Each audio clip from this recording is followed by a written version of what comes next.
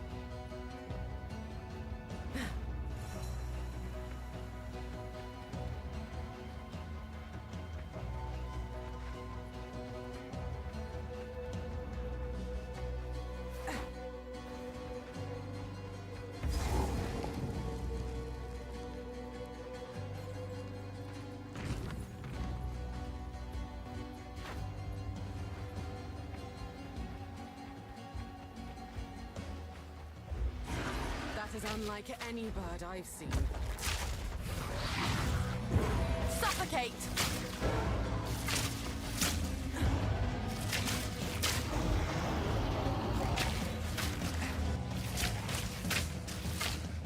You won't escape!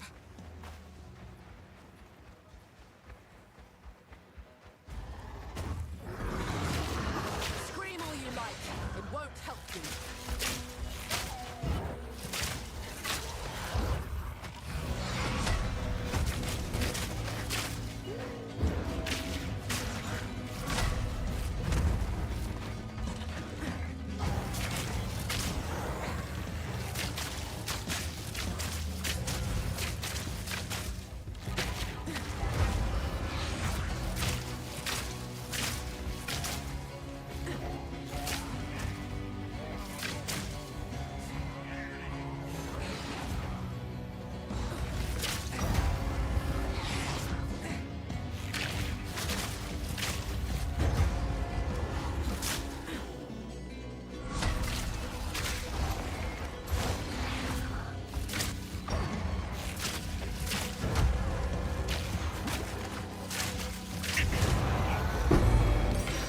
Not screaming anymore, are you?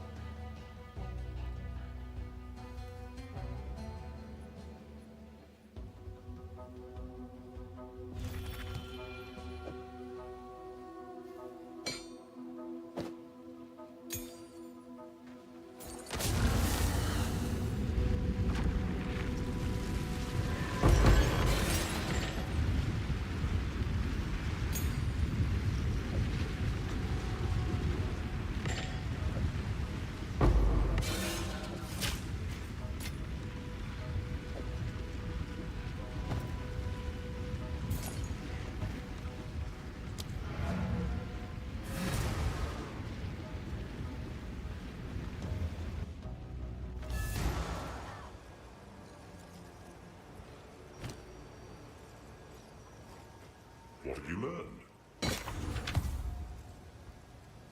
Move swiftly.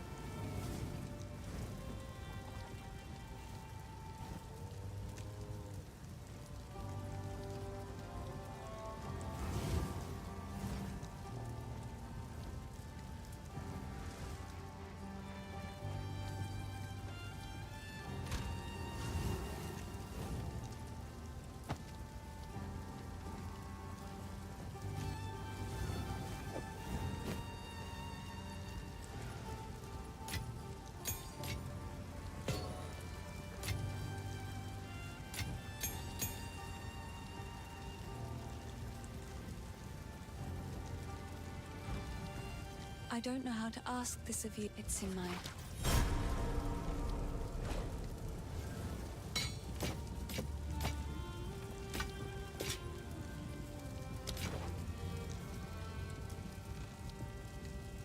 I like to hold on to bits and I will treasure it. Stay safe, if you can.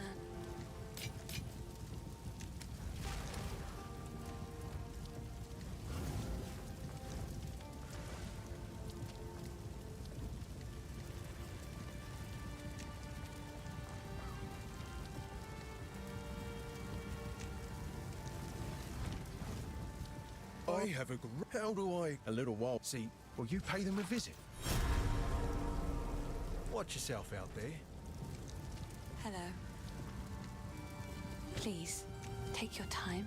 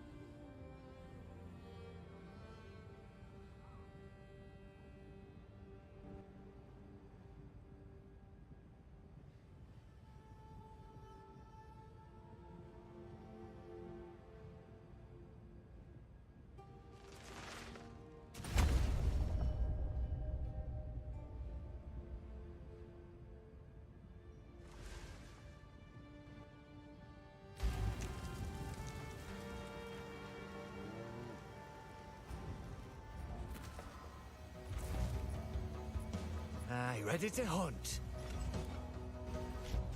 Prepare yourself. Fury! Try and keep up. Don't lose sight of it.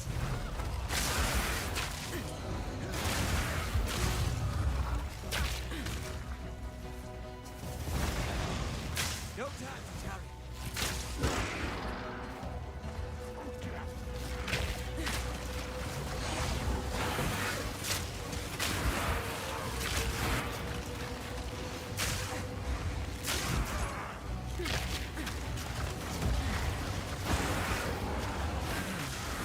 This looks sinister. Perhaps thin.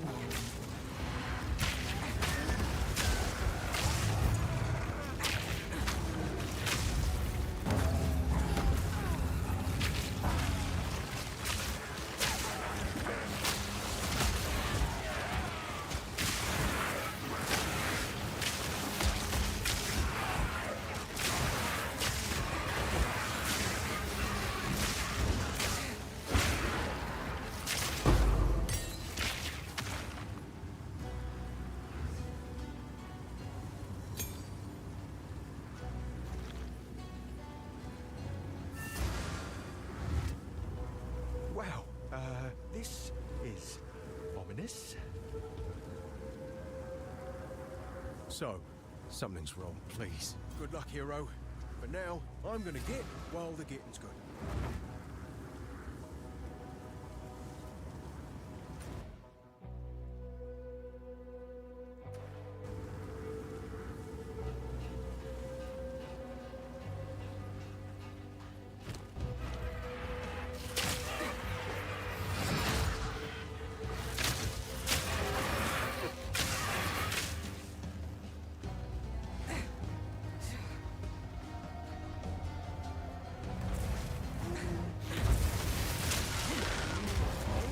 Thunderous shot! Sharp. That beast is marked. Right through.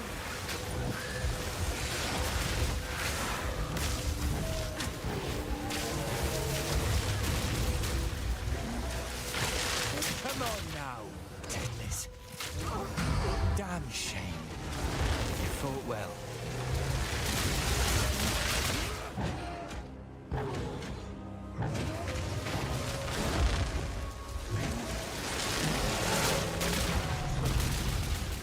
That were a good one.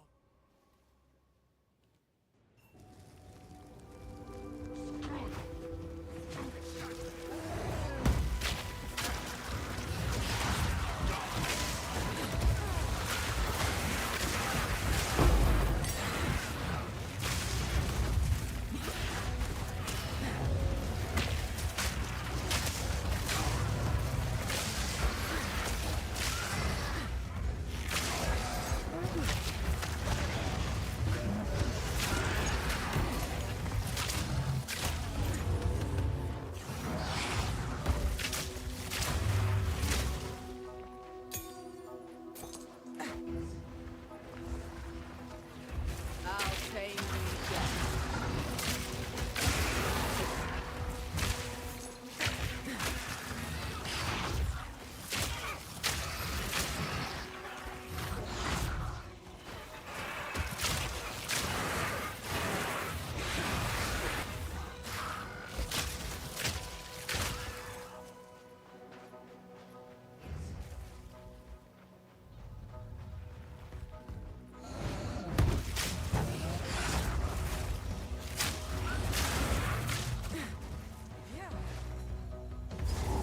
Good timing. The spirit is near. Stay at your business. The hunt begins!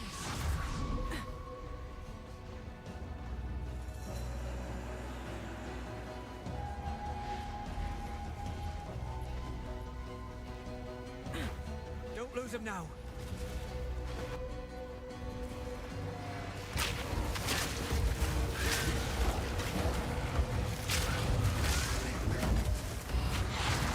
Thunderous shot!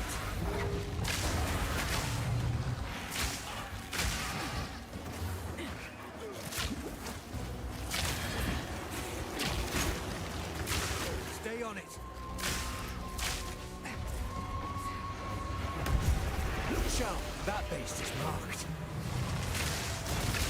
Finish it.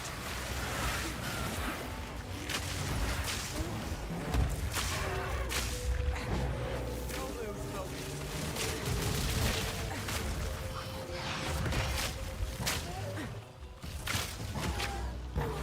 We're wearing it now. Don't let up.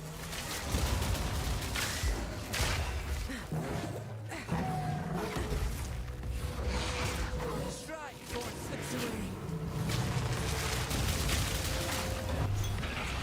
Aye, one less beast for the Wrathen to claim.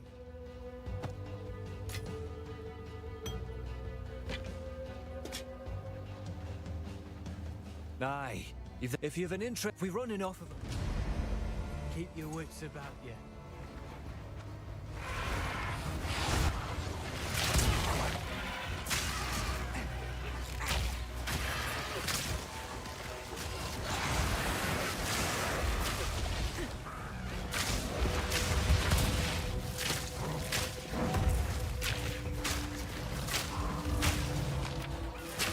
Barely broke a sweat.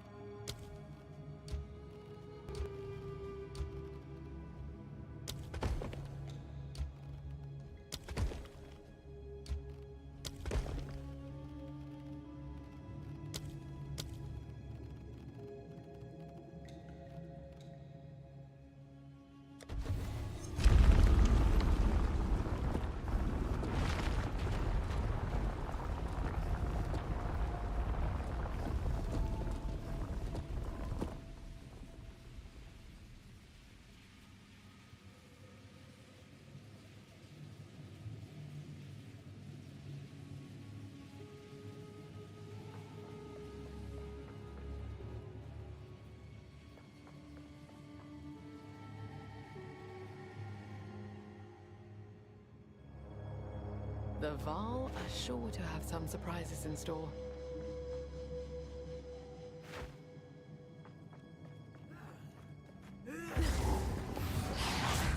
Out of my way! Storming arrow!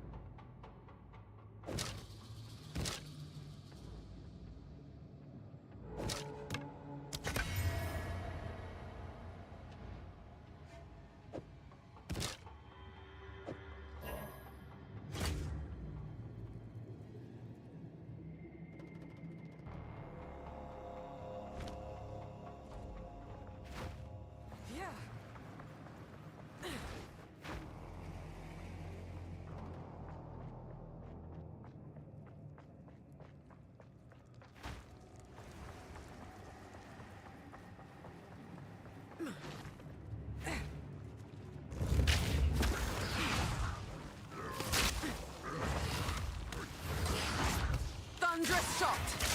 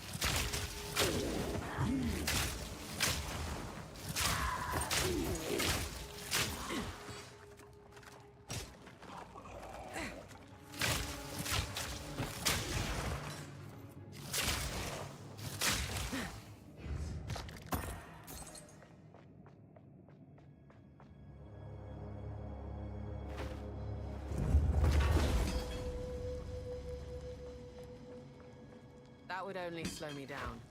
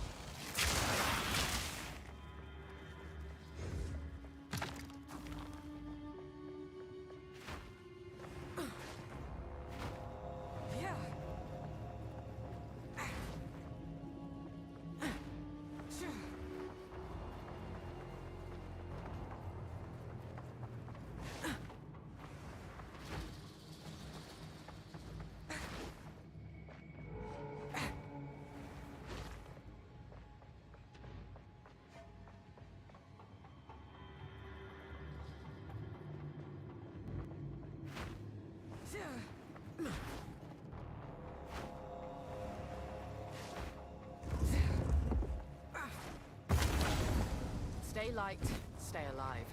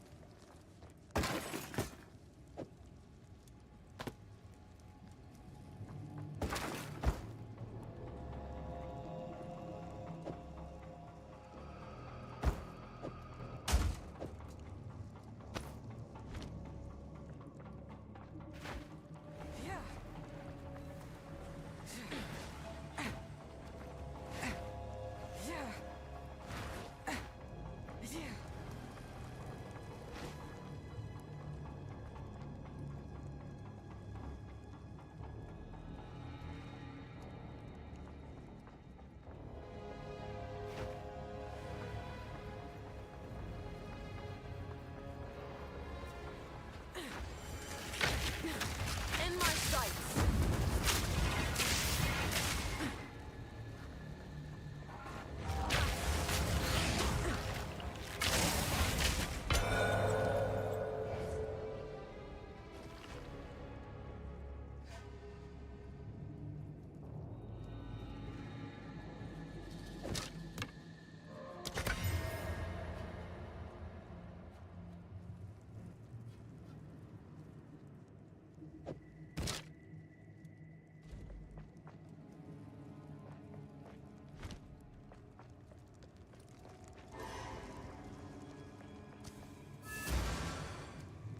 Another medallion. That would only slow me down.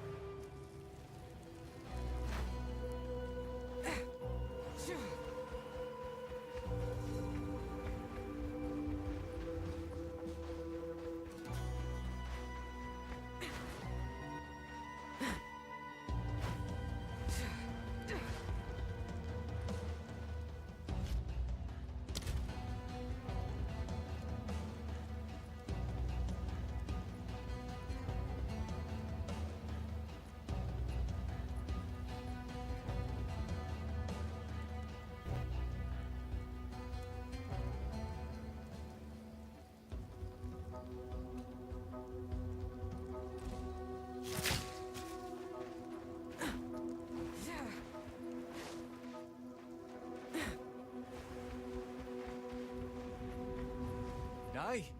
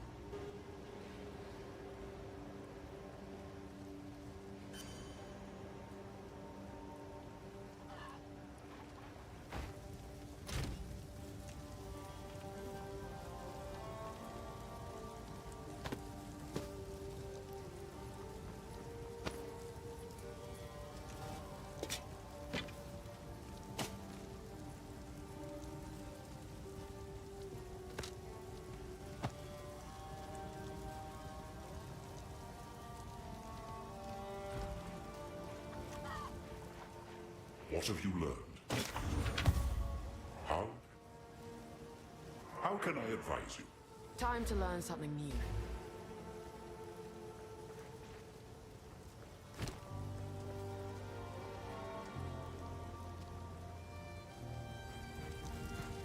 Yes.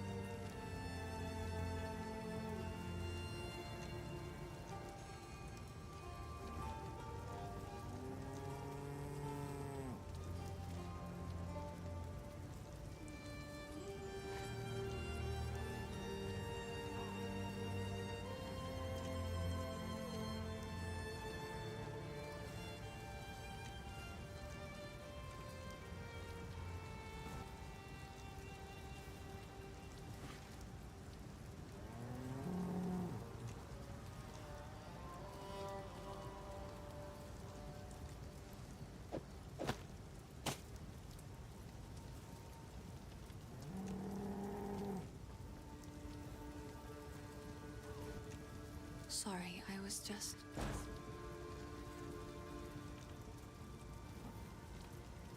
Bye.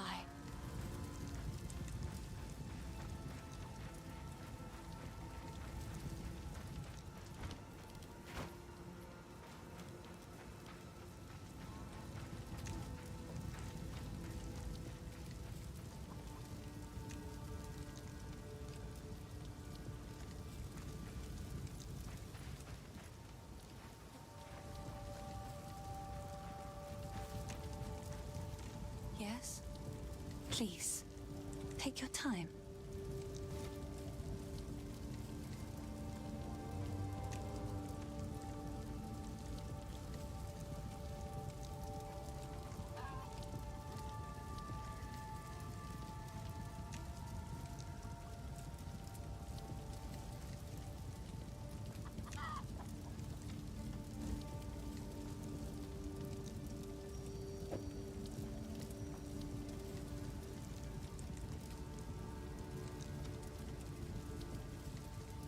Bye.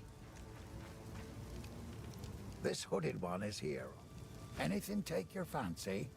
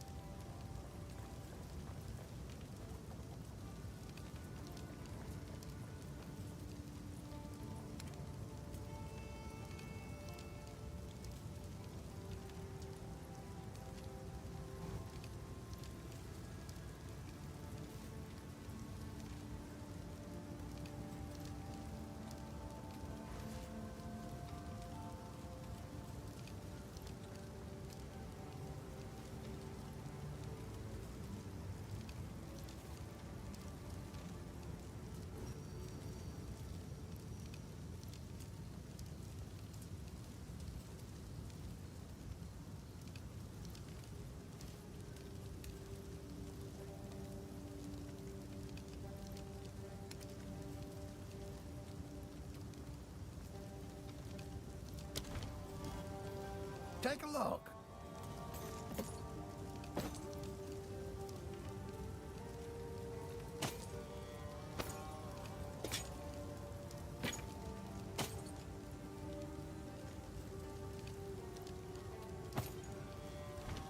Till next time. Sorry, I was...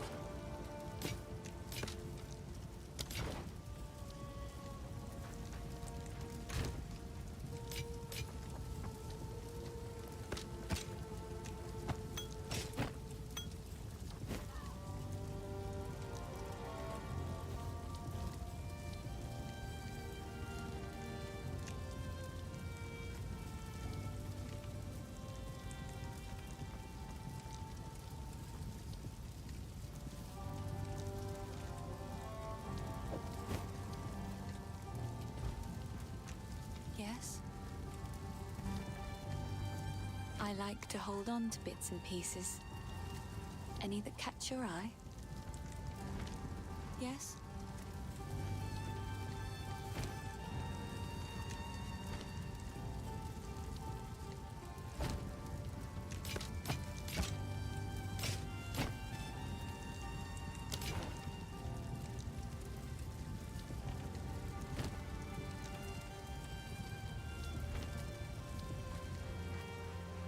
Greetings. Move swiftly.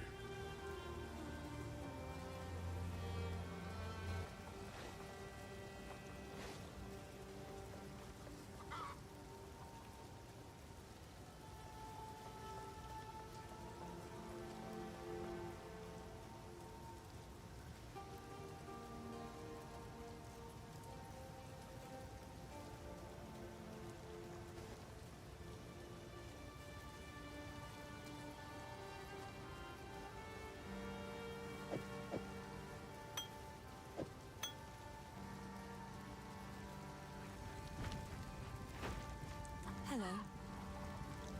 Please. It's beautiful. Except... Stay safe. If you can.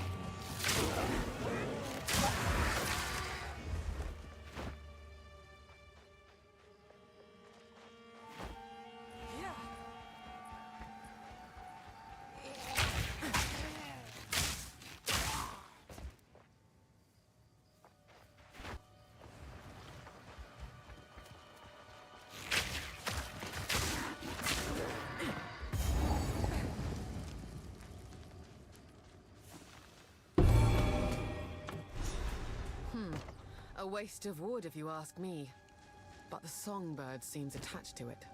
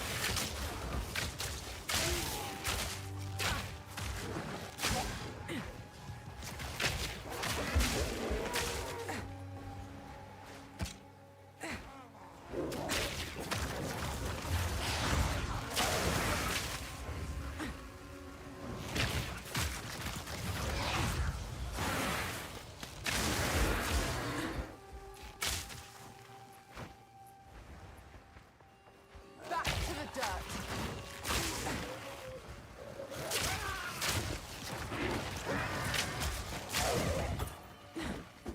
Thunderous shot.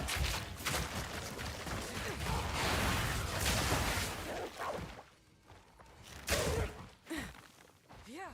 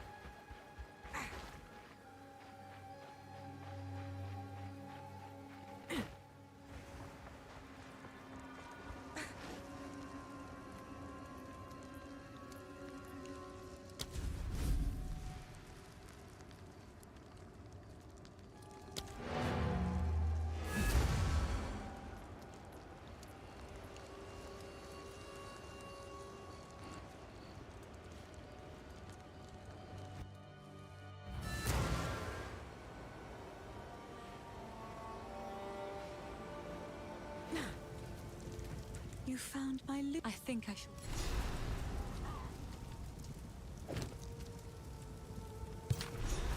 I'll pass on the song, but that ought to get her off my back.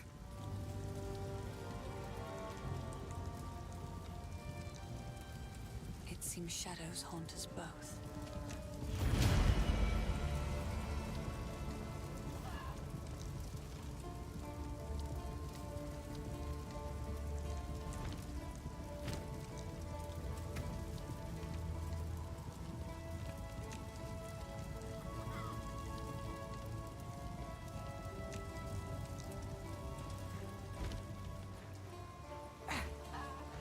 The wind's changed direction.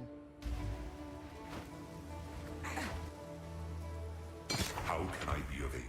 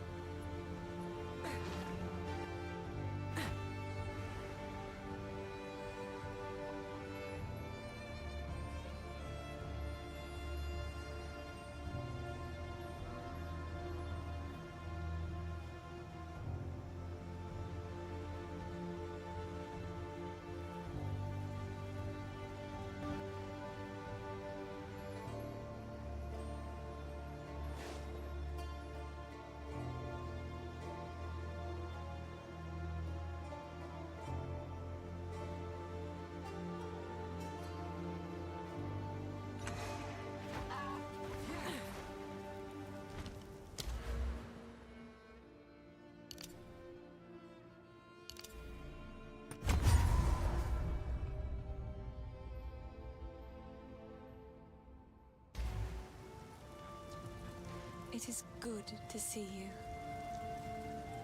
I like to hold on to bits and pieces. Any that catch your eye? Oh, I like this one.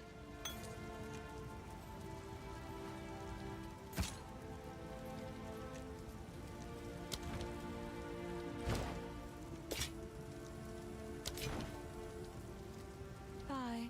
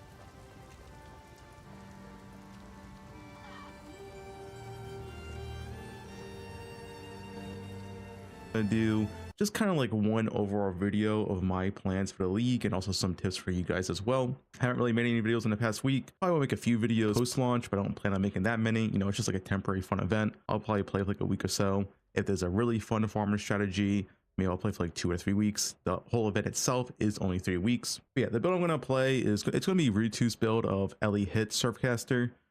Honestly, I didn't really want to plan a build for this event. I just been doing other stuff, and you know, he already has a full POB made, and I thought, okay, why not? I talked to Rue, it seems pretty good. Elemental Hit is a really solid skill. It scales extremely easily, and he already has the full POB done.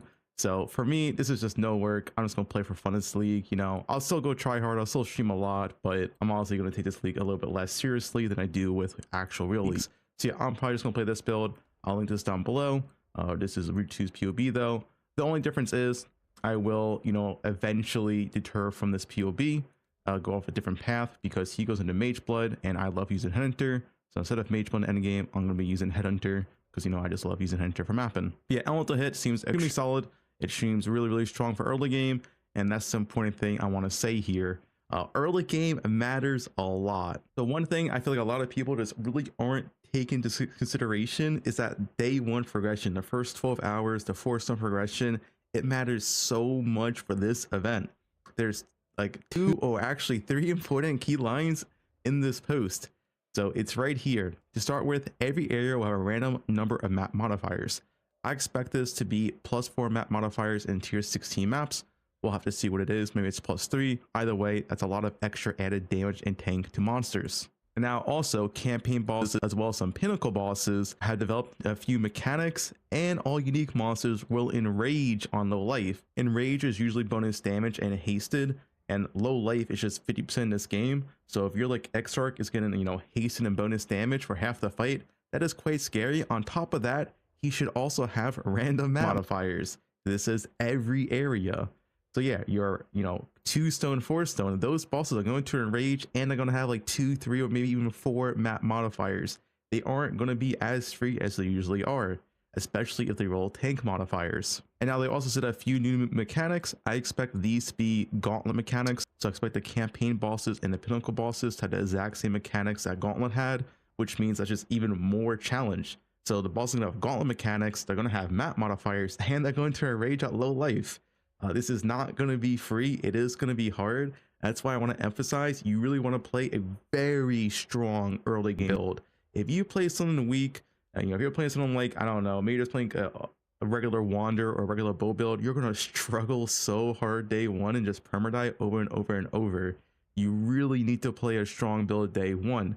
I would say a rough estimate, day 1 in terms of like campaign, map bosses, progression, it's probably gonna be like, you know, 2x as hard, meaning you're gonna want to be like 2x as tanky as usual and also have like 2x the damage, or just won't feel that great, meaning the amount of viable builds for day 1 is vastly reduced because not that many builds can get that much damage in defense. Yeah, I just want to highlight this because I really do think having a good day 1, even if you're gonna reroll like day 3, day 4, day 5, it's just so important because it is gonna be so much harder day 1. So with that said, like I said, I'm playing LA Hit, and the reason why is that this build is just so strong early on. The defense is pretty good, but it is mostly going to play this because you perma freeze everything and the damage is extremely high from early on. But the defense is also quite passable as well. You do have max evade and you have decent max hit. Then eventually you can scale into CI and get like really good max hit, right? So yeah, that's why I am rolling this build. Another build I was making myself, and it was going to be a build of my own, was going to be Smite Gambler. I didn't commit to this, but I thought it was a cool idea for those that may want to work on this. Maybe I can like the POB, maybe not, I don't really know. It's very half finished. This POB is not even close to done. My Smite's like foiling to whatever. But the whole TLDR of this POB was that you're going to play Gambler, you use inverted res, because a lot of maps with the, you know, additional map modifiers plus your own maps, meaning they're going to roll plus res a lot of the times, meaning reverse odds should have really high value in the league. On top of that, Gambler got a lot of buffs. They made Grow and Accumulator. This is like 26% more damage. This is very strong. So this is pretty good now. The triple damage also makes it way easier to get high shock or freezes going. Overlay Confident is also pretty good. And compared to last patch, we also have the alt ascendancies. So now, like, you know, Gambler before really didn't have a good 4th node, but now you can take Tigers for, like, you know, critical strike chance and attack speed. So I do think Gambler is a very solid ascendancy. And you also get some block chance as well. But also the big reason why I was thinking Gambler was for the Foulborn Oppressor. Foulborn Oppressor is quite insane. The shield pretty much gives you block cap, spell block cap, and spell suppression for such minor investment. On top of that, you also get 10 to 15% chance to avoid all damage from hits. So this shield is honestly quite insane defensively.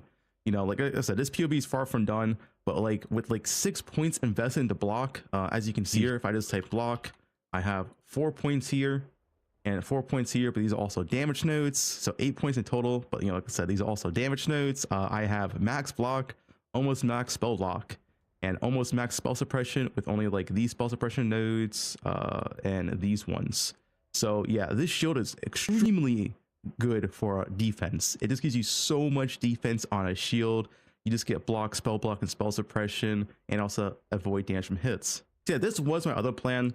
I'm not going to commit to this, and I'm going to put a Surfcaster, and the reason for that, I think the early on, like level and stage and also early gameplay is going to be a lot more rough on this build. The upside is on this build is that you can eventually go Stat Stacker, and Stat Stacker is definitely going to be one of the best, if not the best build in the league, because yeah, this Ascendancy was buffed, and Stat Stacker, we all know it's insane.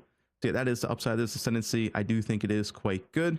I just think the early game on this build is going to be extremely rough, and I just want a very smooth early game. And that's the other thing with Surfcaster. You know, with Surfcaster, you get to level as Arakali, and Arakali is insane because of level 15 Envy.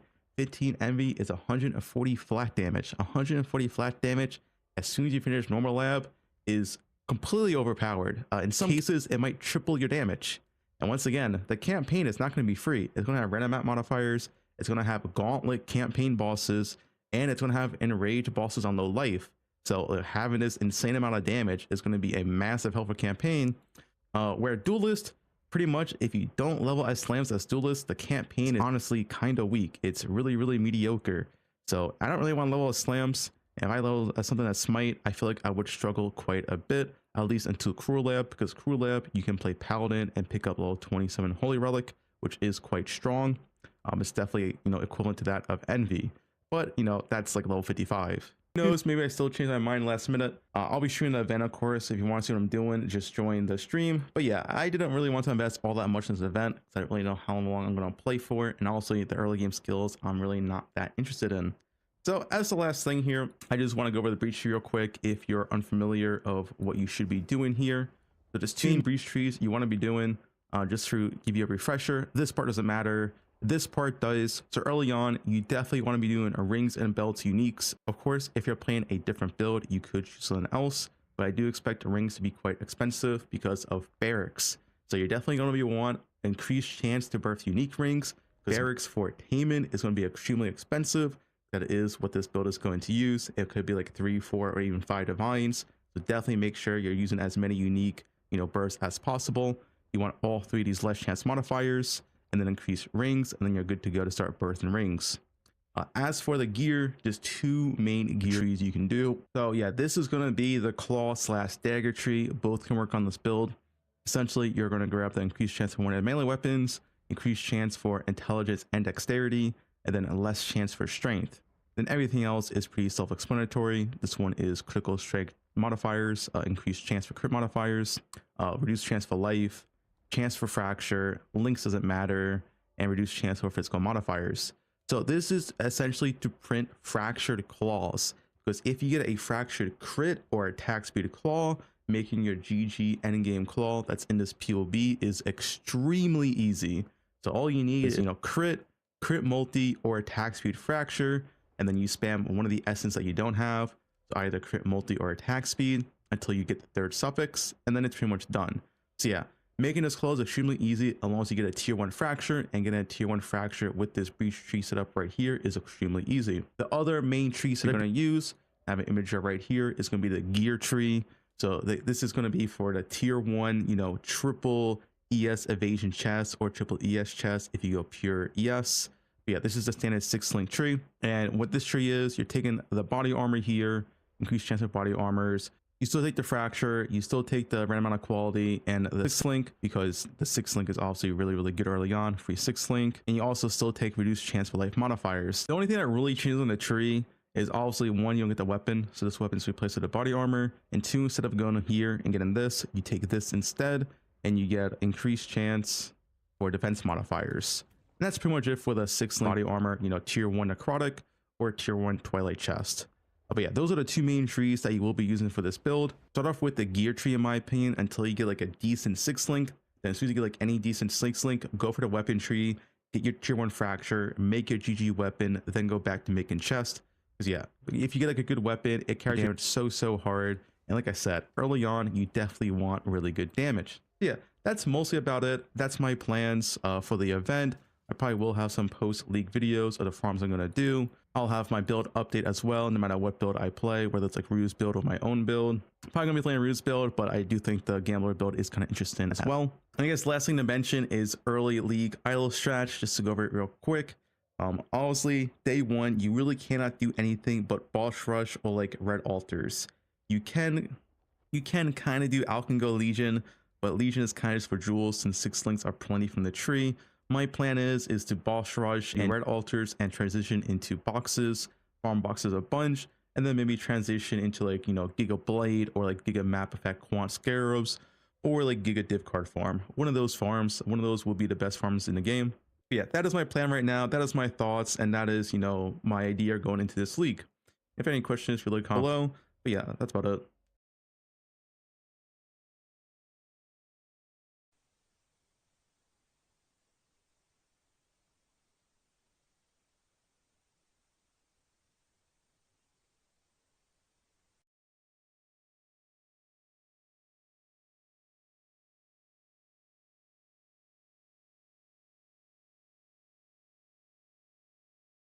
Hey guys, so today I want to make a video on how to make the perfect temple in a step-by-step full video process and how to do it, teaching you all the tech and how to do each single placement.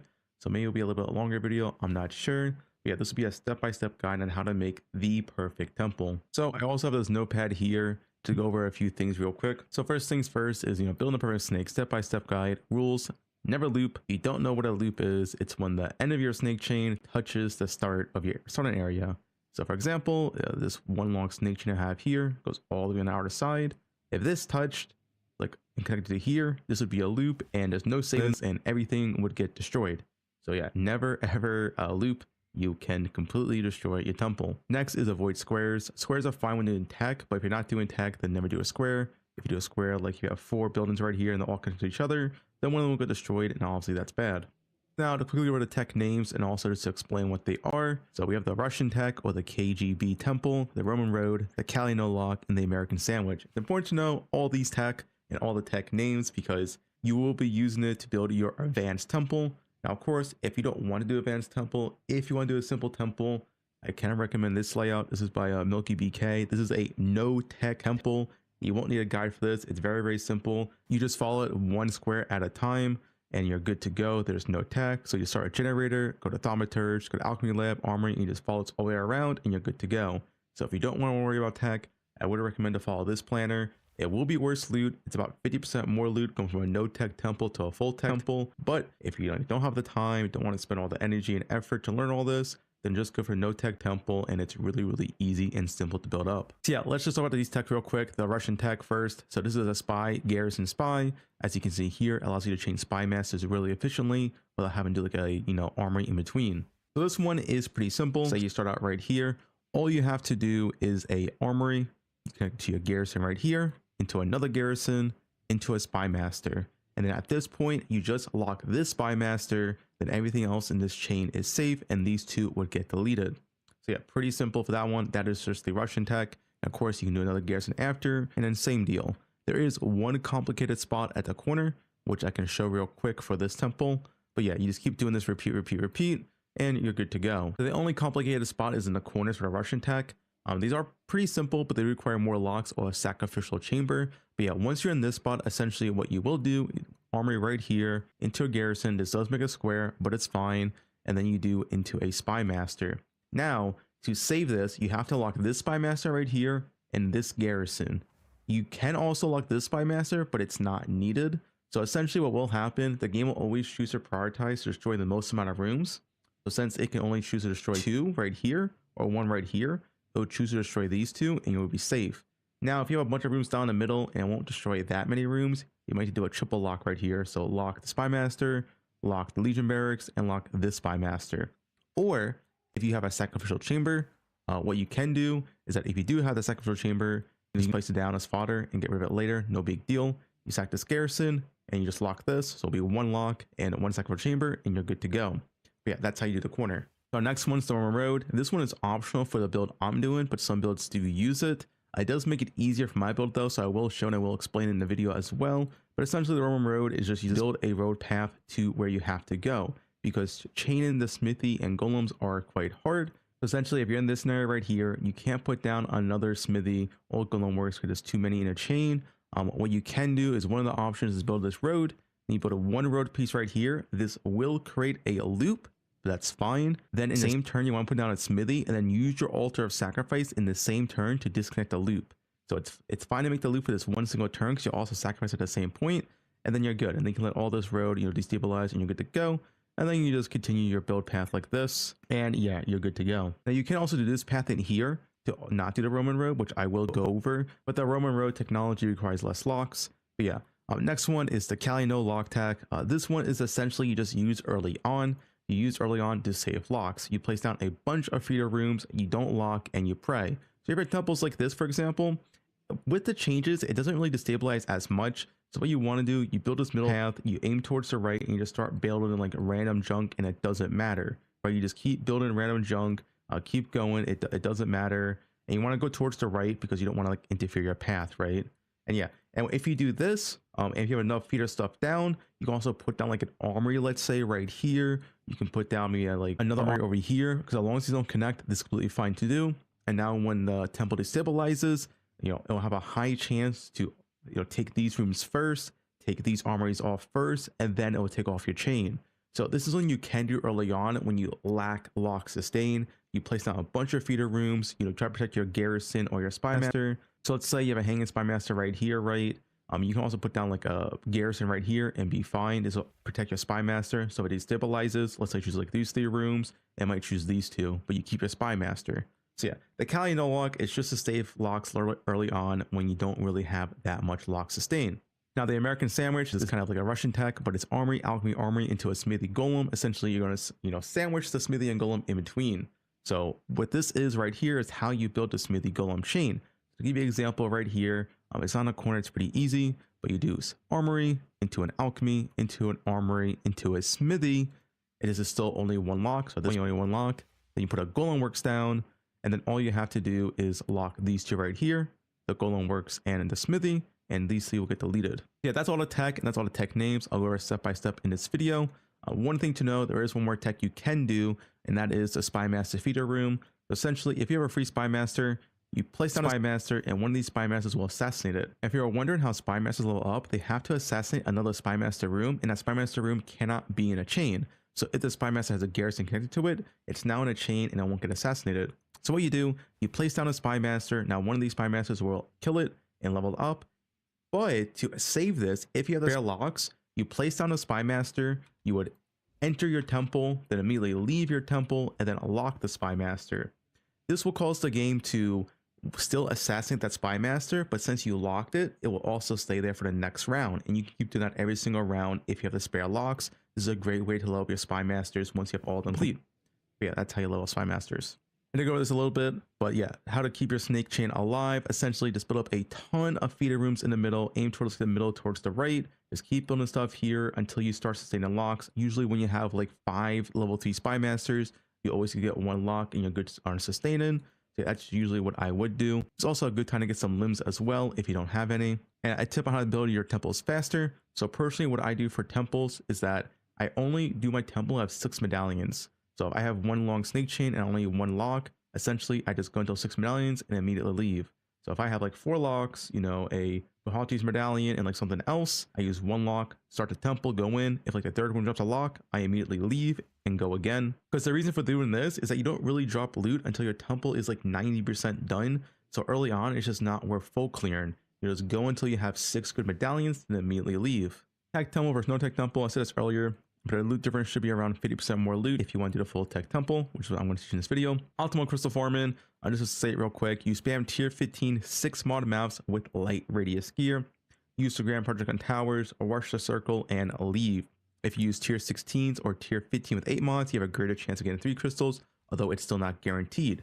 For light radius, if you want to know what I'm doing, I'm using this ring right here with Calandra's touch.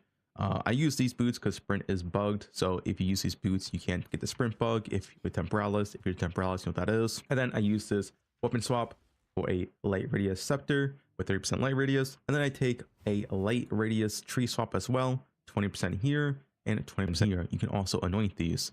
But yeah, I get 142% increased light radius, which is massive for farming crystals faster. Now, how to start and restart your temple. You just want to loop whatever current temple you have. If you don't have a loop, you just have a bunch of random rooms placed down. Then just spam Architect and keep destroying him until you get in the spot you want, / it destroys most of your temple.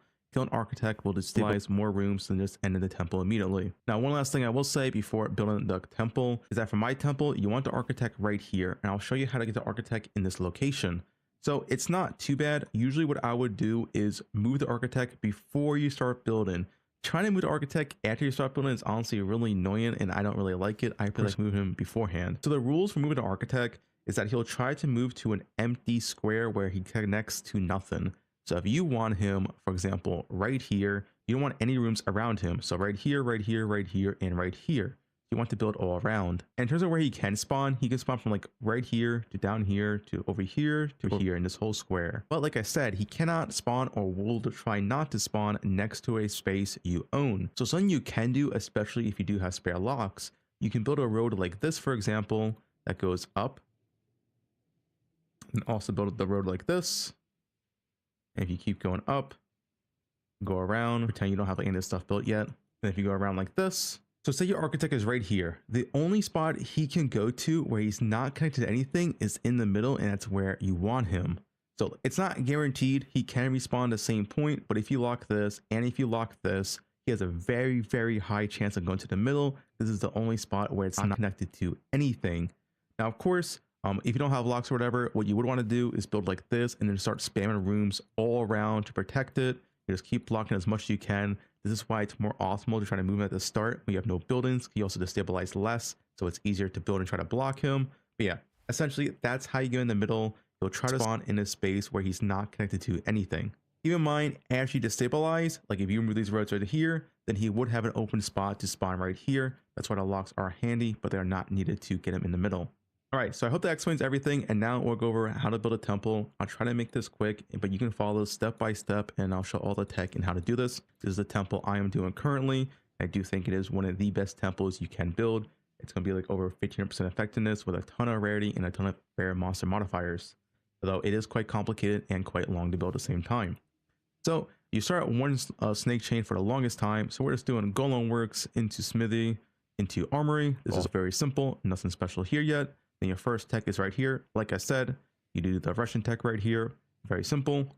You unlock the spy right here, these two go away, and you continue once again, do the Russian tech, armory into garrison, spy master, lock the spy master, you're good to go.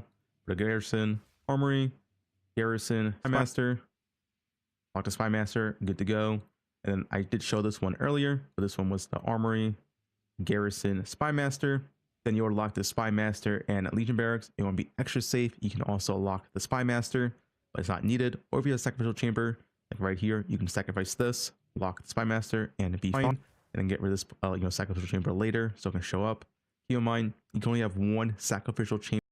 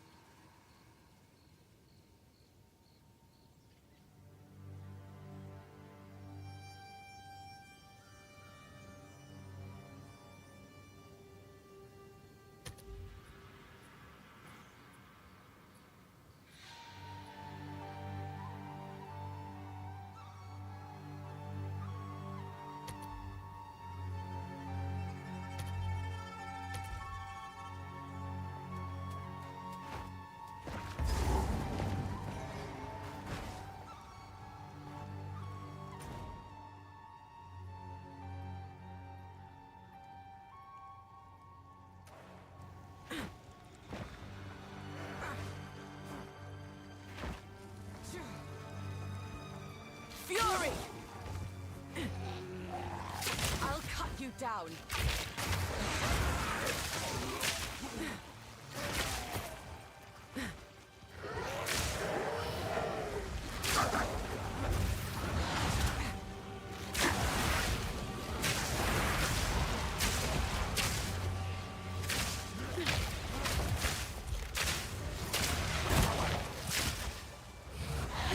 Quick and lethal.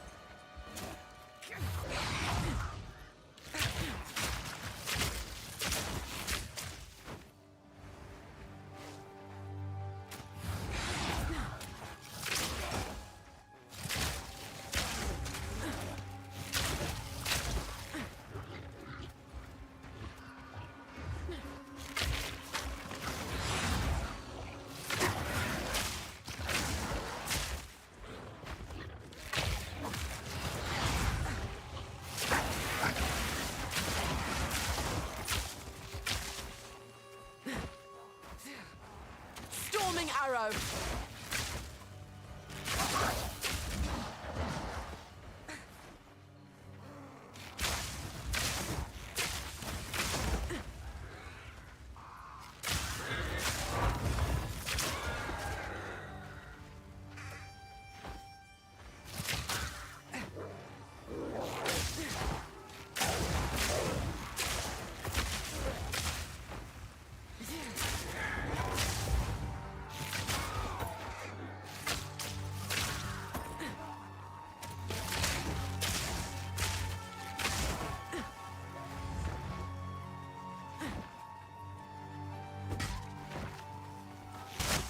Fala, Carlão. Você tá bom ou não? Da hora, né, velho? Nossa, bom demais, cara. Ah, eu joguei Diablo a vida inteira, né? Mas é diferente, velho. É o que a galera fala é real. O negócio é mais polido, né? Completão e tal. Complexo. Bom pra caralho, filho. Você é louco. Meio perdidão ainda. Pegando as manhas. E a gema de espírito, gema de skill e os caralho. Mas é bom pra caralho, né? É, então, eu entrei. Eu ia pegar na próxima expansão, né? No próximo bagulho lá. Mas eu falei, ah, velho. Começar a expansão aprendendo é foda. Eu vou pegar esse que a galera tá mais de boa. Ou já não tá jogando, que já dá pra pegar as mães, entendeu? É da hora pra caralho. I shall overcome.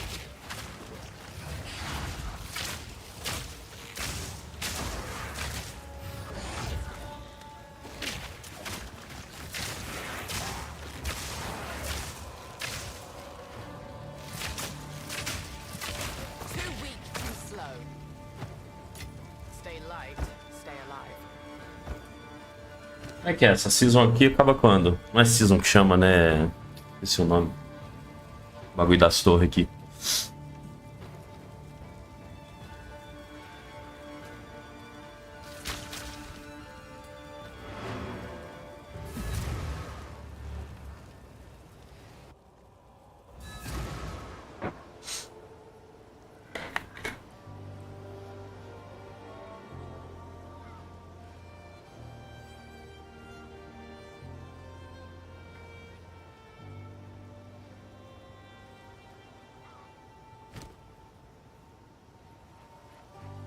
The village has been... We must be...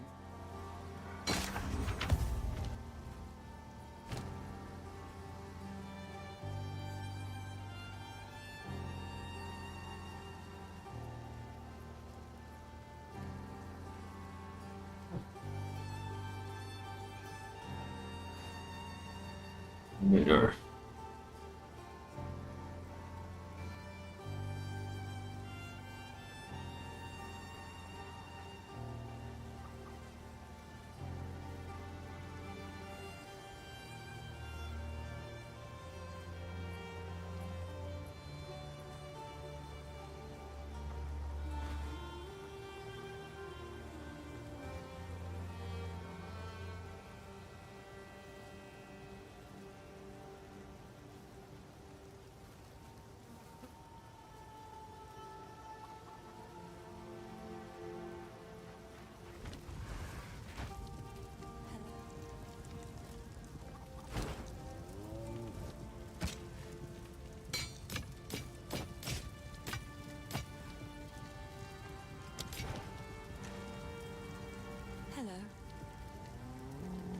to hold on to bits and pieces. Any that catch your eye, it seems shadows haunt us both.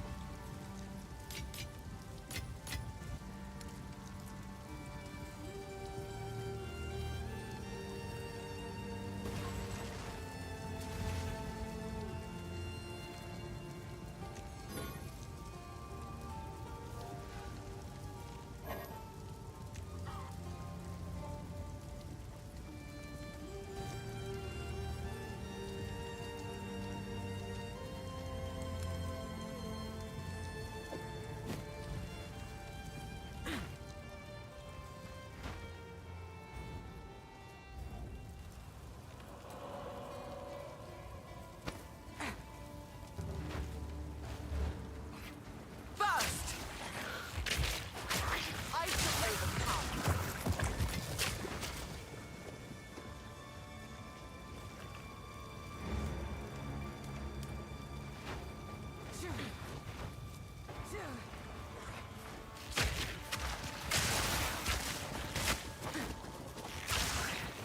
By decree of the Count of Ogre, your whispering and inspiring has not gone unnoticed. I see your disability. I hear your mockery. However, your plots against me all lay dead in their tracks. Every villager report to the manor immediately for questioning. I alone will crush this revolt. Anyone who resists will not only be considered a criminal, but an avowed traitor.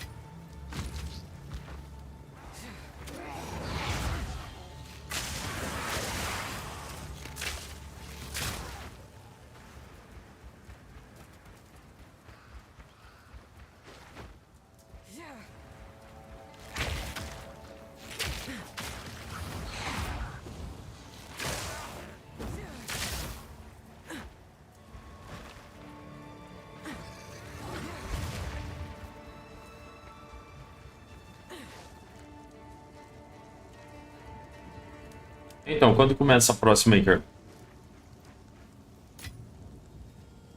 Não tem data, né? Dei uma olhada aqui, não vi nada de data.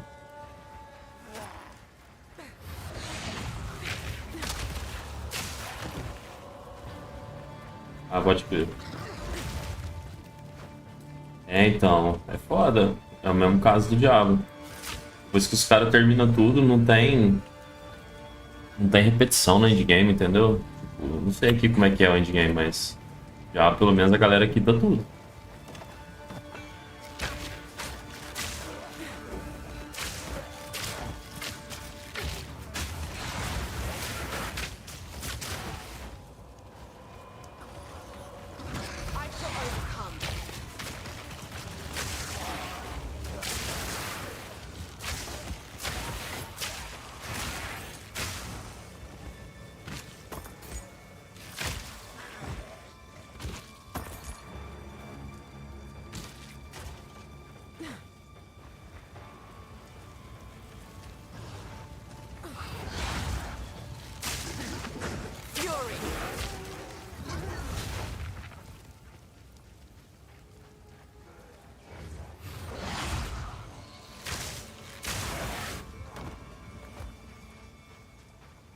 Ah, cara. Eu acho que umas duas. Em boss só. Uma num boss, outra no outro. Eu vi uns guias, liga? Tipo, eu já tô seguindo a build mesmo, eu vi uns guias. E aí eu dei sorte de pegar esse arco amarelo aqui bem rápido. Então o dano tá alto pra caralho. Ah, dá? Deixa eu ver. Barra def.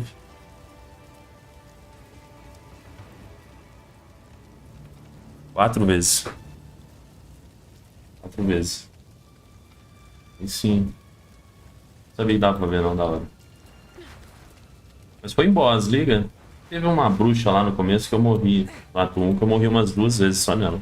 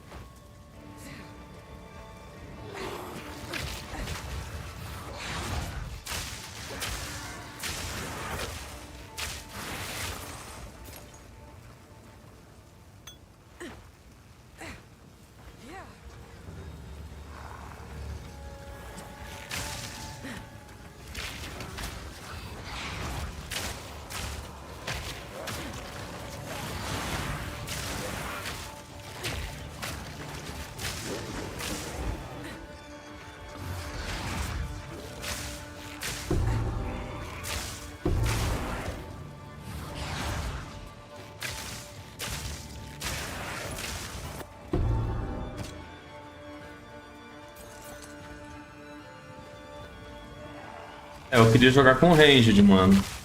Eu peguei esse arqueiro aqui, daorinha até. O esquema de poison dele é da hora.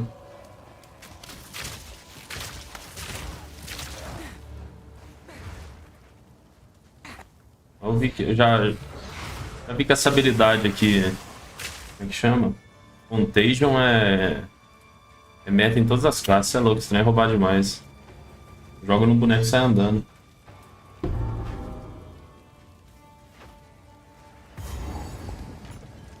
Ó, algum boss aqui. Prepare yourself.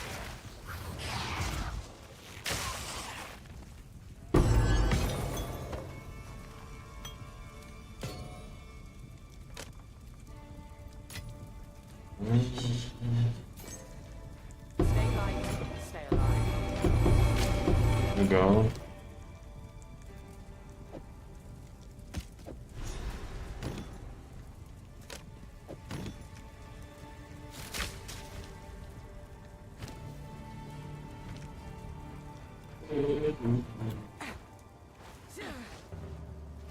Jogando a good é bom pra caralho, velho.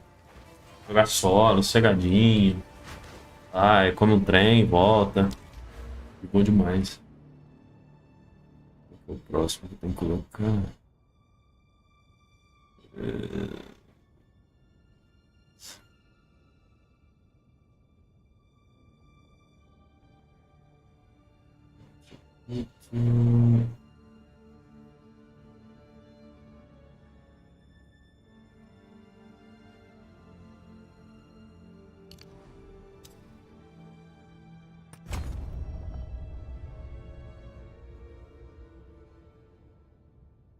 Mais um bocado de hora, você é louco. Bom pra caralho. Eu não sei quanto eu tô não, mas comecei a jogar agora, né?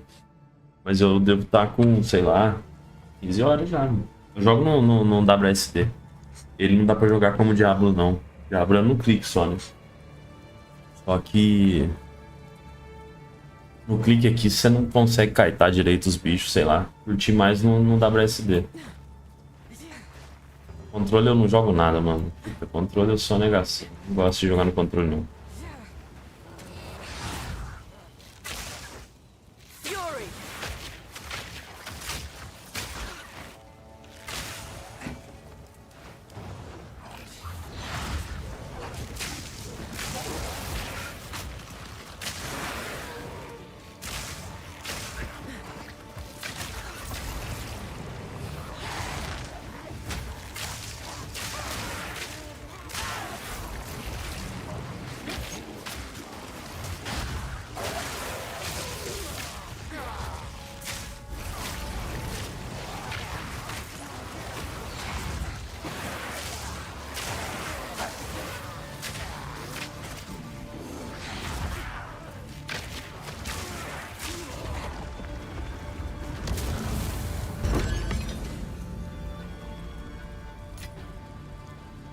Stay light, stay alive.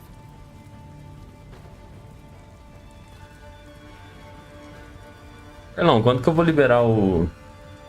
Eu não sei se é o ferreiro, o que que é. Que tira os slots aqui, que faz a tartaruguinha lá. Porque não é o desenchante da Una lá não, né?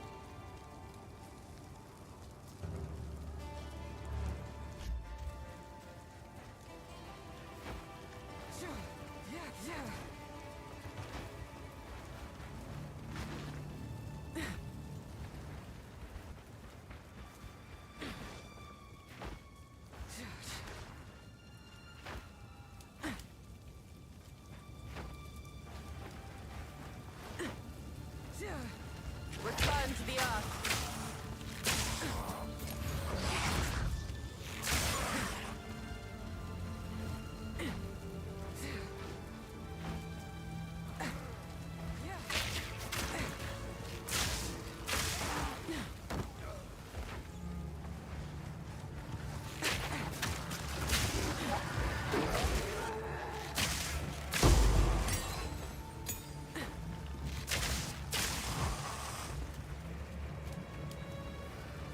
Thunderous shot.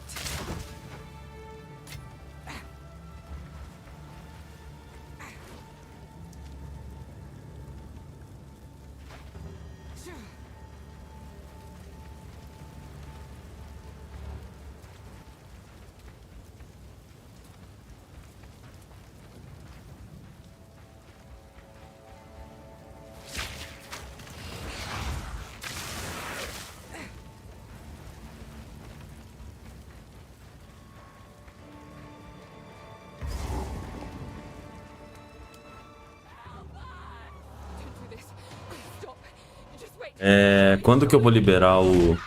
Eu não sei se é... O cara que tira os engastes aqui, que faz a tartaruguinha lá. Pra eu conseguir engastar. Eu não sei se é ferreiro que... Porra que é.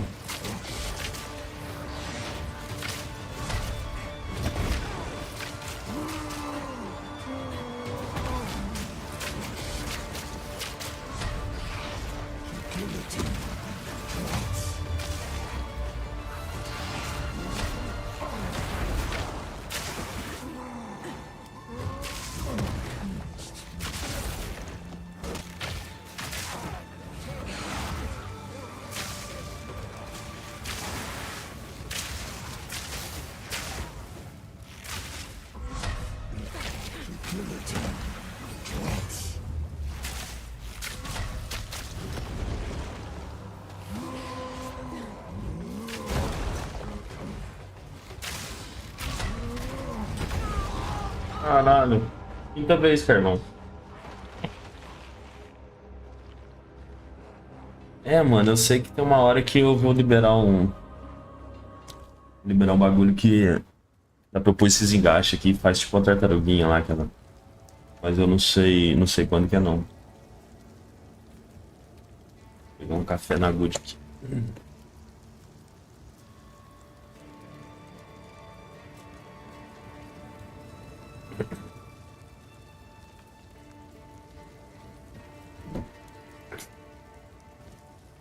Depois eu pego o café, deixa eu matar esse bicho aqui.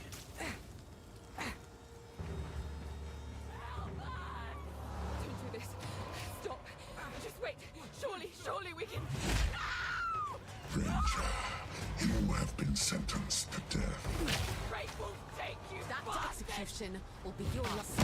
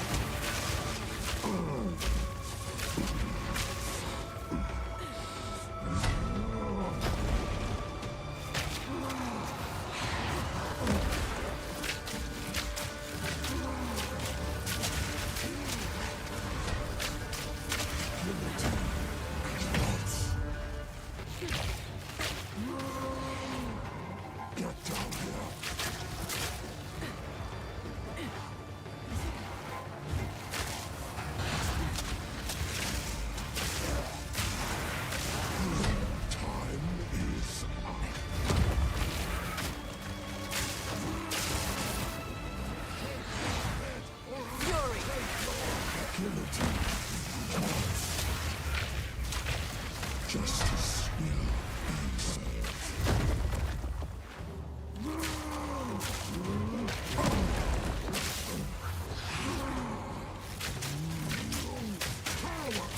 Fight order! The axe edge is dulled. Count Geonor's mongrel is no longer. Face me. That would only slow me down.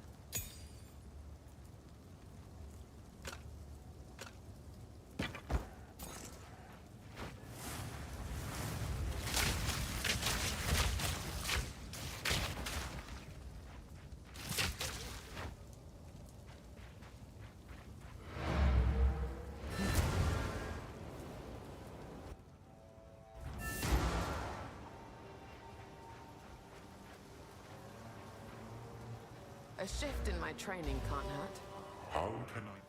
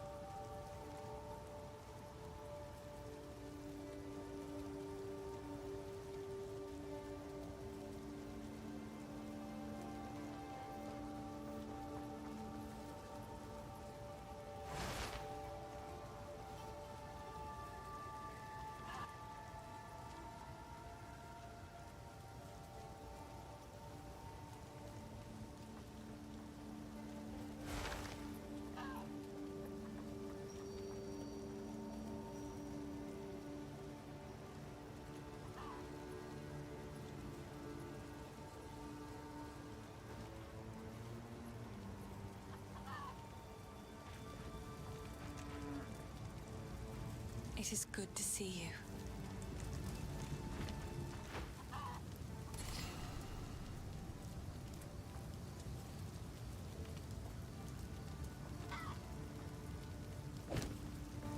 You found my tools. Oh, this is wonderful. Anything take your fancy? Oh, well.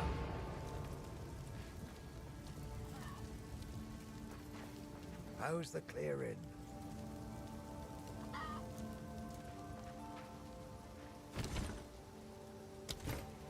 Achei, Carlão. Isso aqui que eu tava falando, ó. Savage Bench.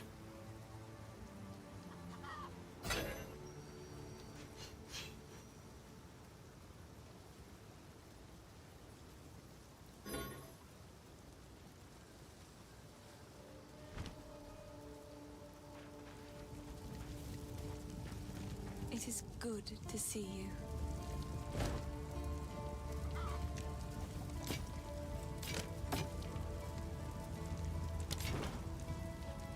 It seems shadows haunt us both.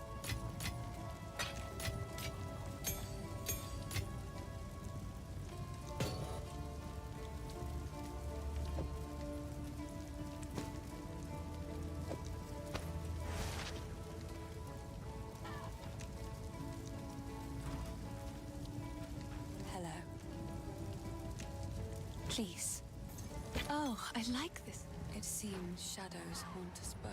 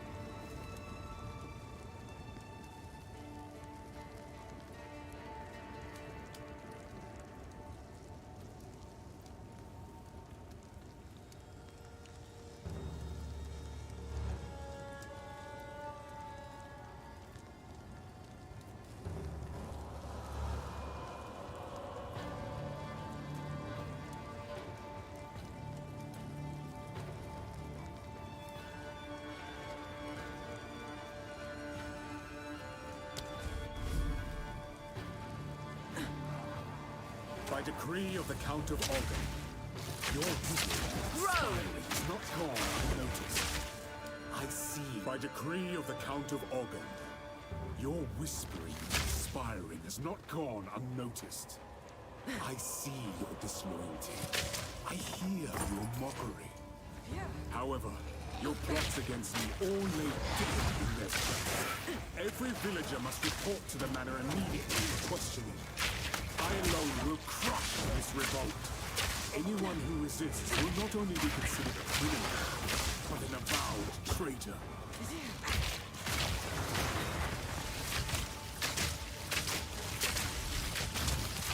Barely broke wet.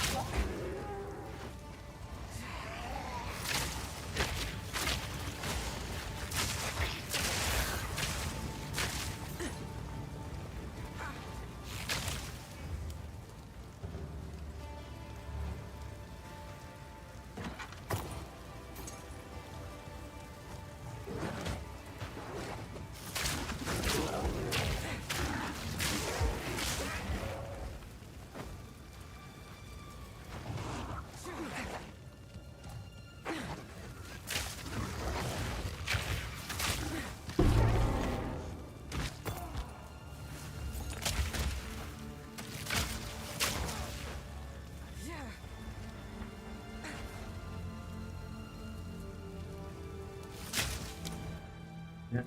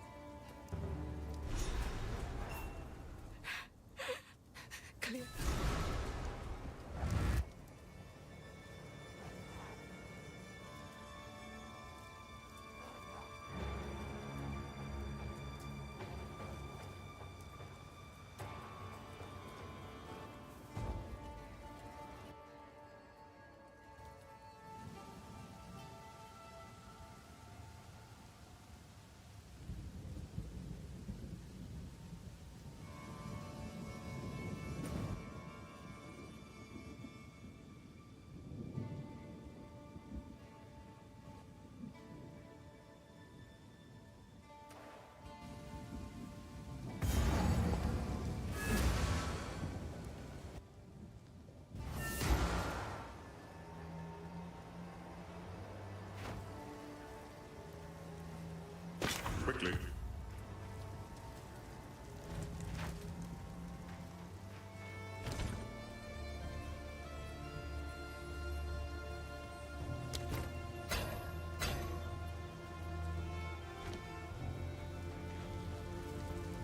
what it's worth, it isn't worth.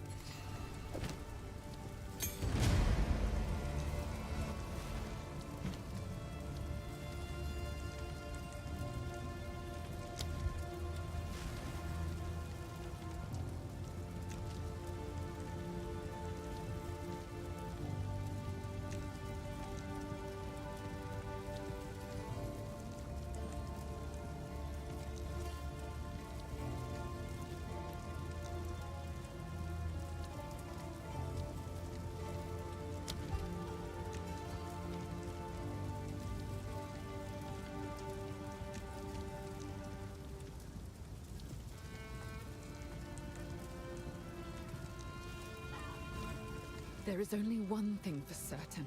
Enter the man. Bye. Hello. I've collected these over time. What do you think? Oh, I like this one.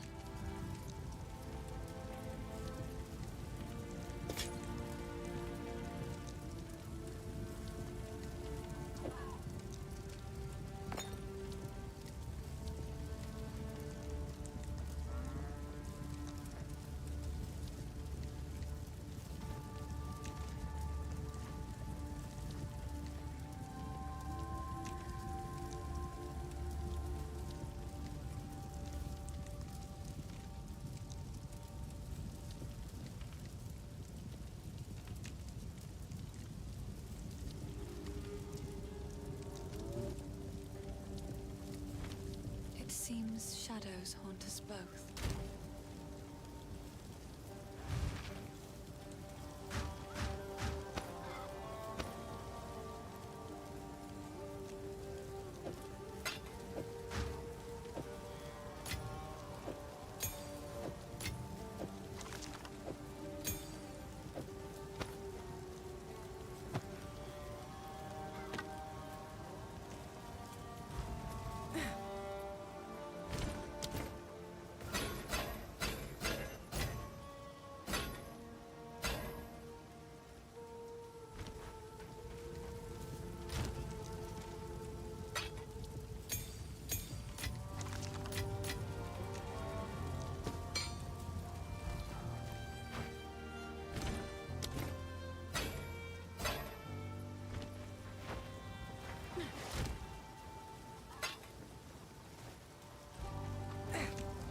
Yes. These are just... Oh, I like this one. Bye.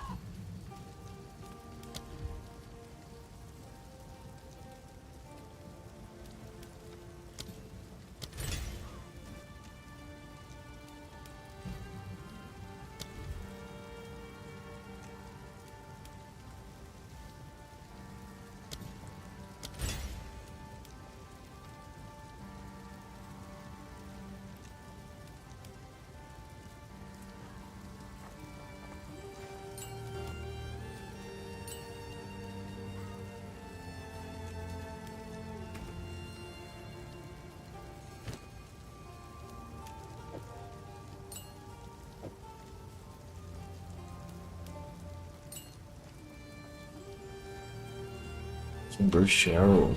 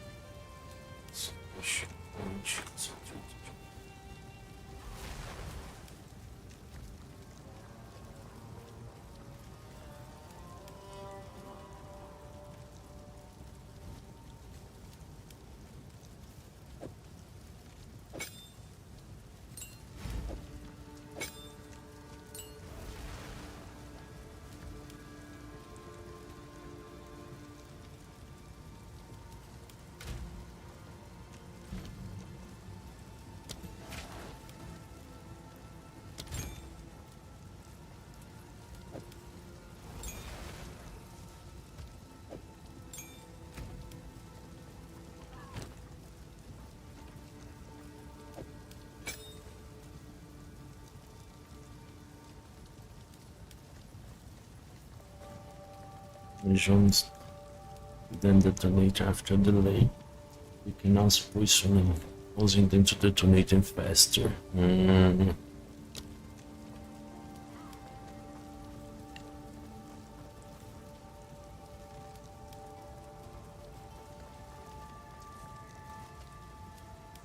Poisonburst arrow, magnific area, use.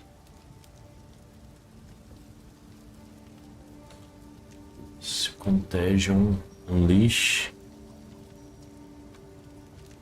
Vine arrow, switch affliction. Toxic growth, escalation point, concentrated area. Escalation poison.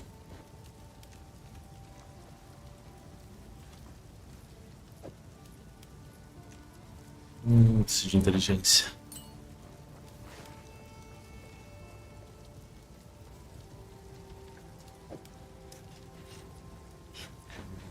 Nossa, falta um de inteligência. É foda. What have you learned? The wind changed direction.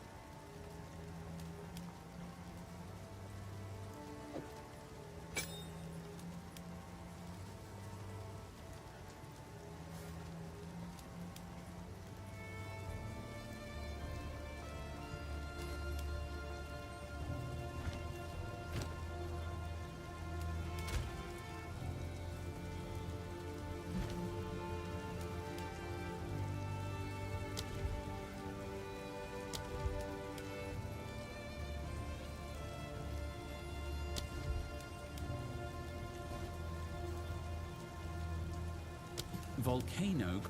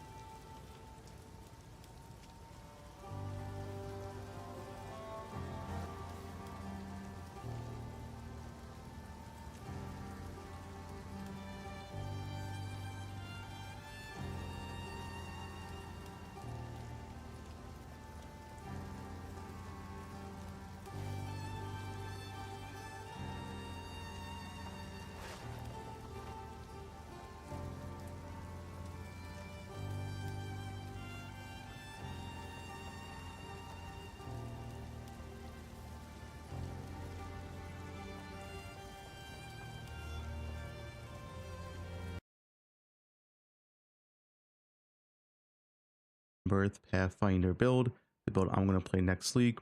I think it's pretty important to know how to level this build because early on, as with a lot of builds, it can be a struggle if you don't know what you're doing, if you're not pathing correctly, if you don't know what gems to get.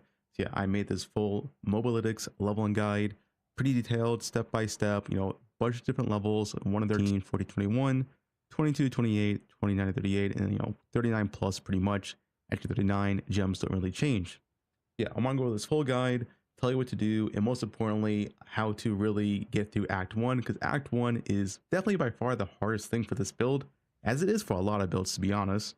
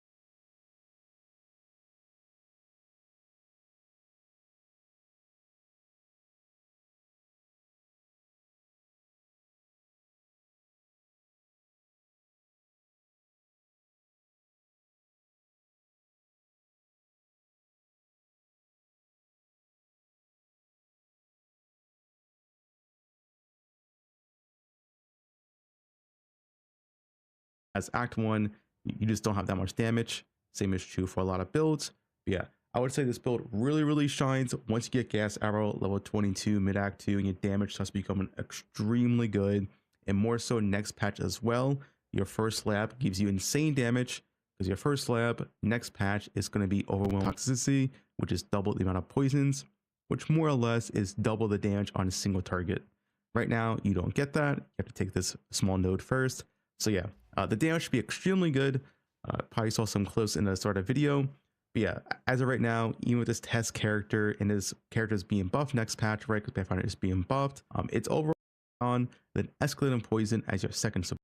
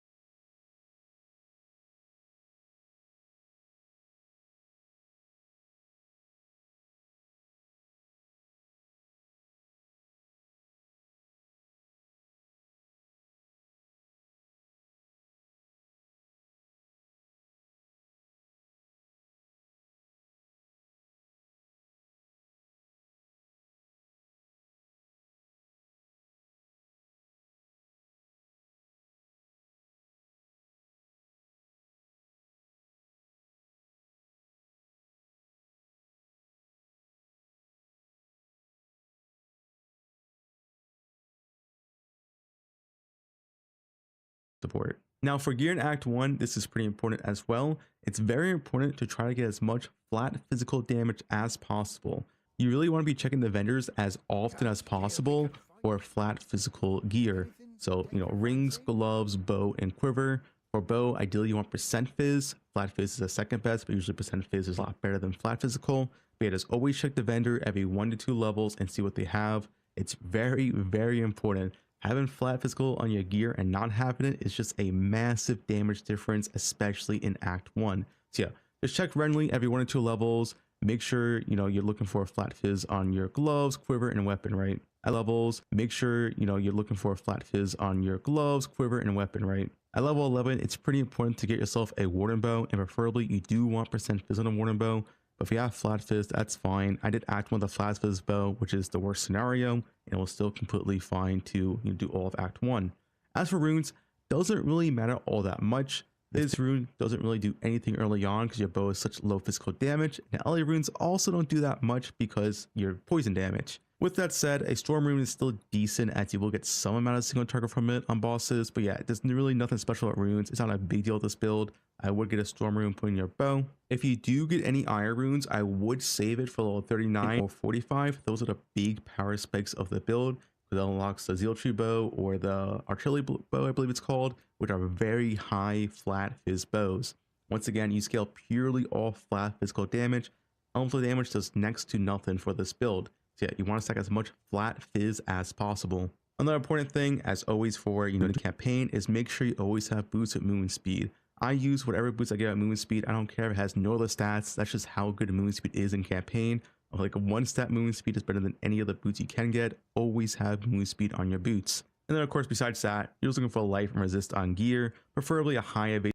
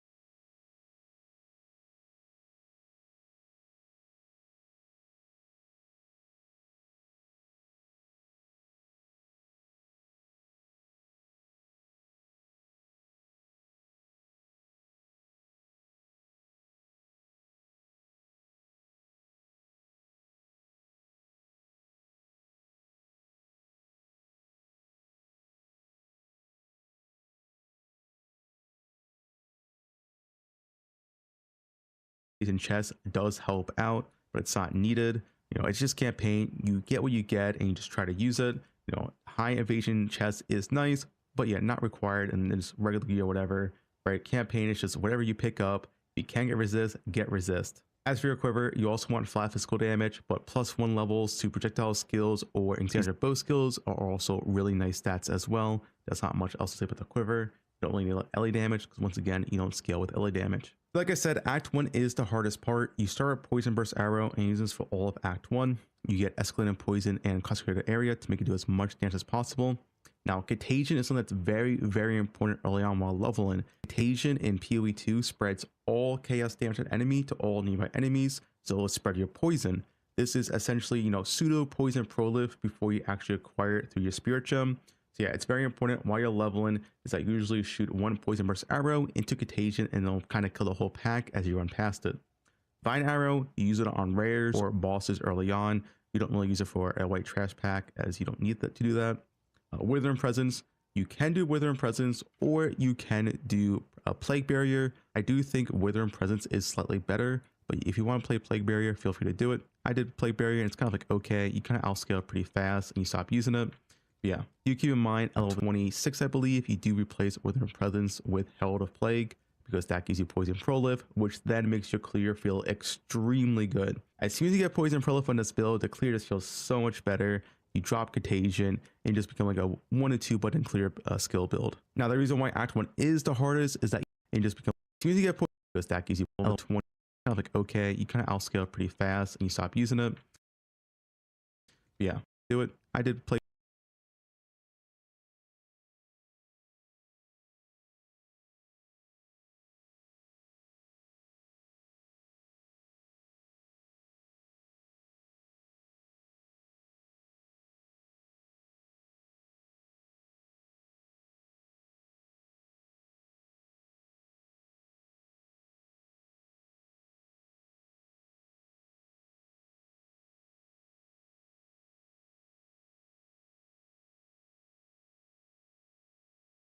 Barrier and it's kind of like okay, you kind of outscale pretty fast and you stop using it. But yeah, you keep in mind at level 26, I believe, you do replace Withering Presence with Herald of Plague because that gives you Poison Prolift, which then makes your clear feel extremely good. As soon as you get Poison Prolift on this build, the clear just feels so much better. You drop Contagion and just become like a 1 to 2 button clear skill build. Now the reason why Act 1 is the hardest is that you don't unlock your actual good single target damage ability until level 14 with Toxic Growth.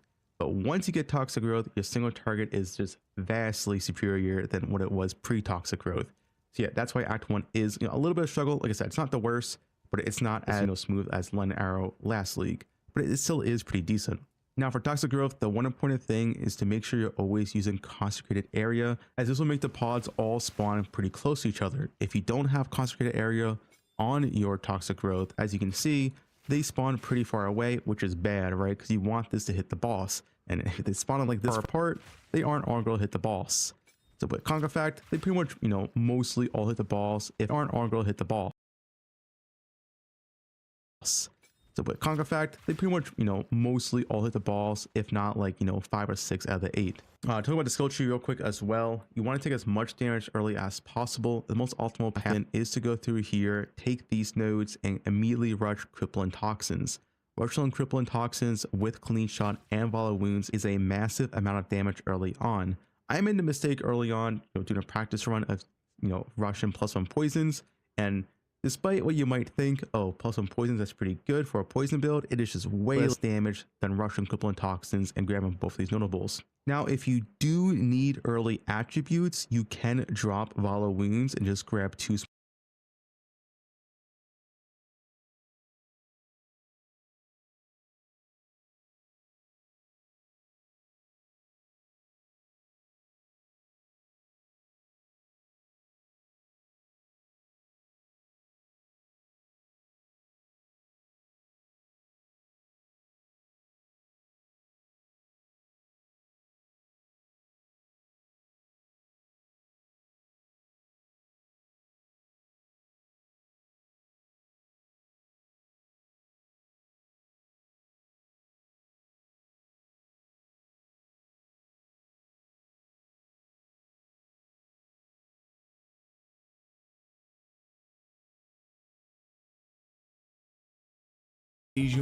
e vai explodir a sua aura de vez em quando. Isso vai levar os packs até o próximo boss, que é o Lobo. Aqui no Lobo é importante você descer para enfrentar ele pelo menos no level 14, onde você vai ter acesso à próxima habilidade mais importante, que é Toxic Growth, que são essas bolinhas que tá explodindo ali ao redor do Lobo. A gente usa Toxic Growth, que faz as bolinhas, e depois aplica o Poison. O Poison pega nessas bolinhas, estoura as bolinhas, dá dano no boss, e assim por diante. Você também pode usar a aura para dar dano em todas essas bolinhas de uma vez, e inclusive é isso que você vai fazer em atos mais pra frente. O lobo provavelmente vai ser o único boss difícil e aspas que você vai enfrentar, porque daqui pra frente a sua build vai ficar muito forte. É só criar bolinha, explodir veneno, exatamente como a gente fez ali, e agora é um show de veneno sem parar. Você pega a Toxic Growth no level 14 depois de entregar uma quest do NPC que você salva assim que mata esse cara aqui, o executor. Você ganha uma gema level 5 dessa quest e você usa ela no level 14 para aprender a Toxic Growth. No POB, que eu vou deixar aí para vocês na descrição, tem tudo aqui explicadinho, inclusive as gemas e os links e os pontos da tri. E se você não tá familiarizado com o POB, eu tenho um vídeo aí no canal só do POB para você olhar. Bom, do ato 2 em diante a sua gameplay não vai dar quase nada, é só aplicar Poison, jogar a plantinha no chão, estourar a aura quando ela encher,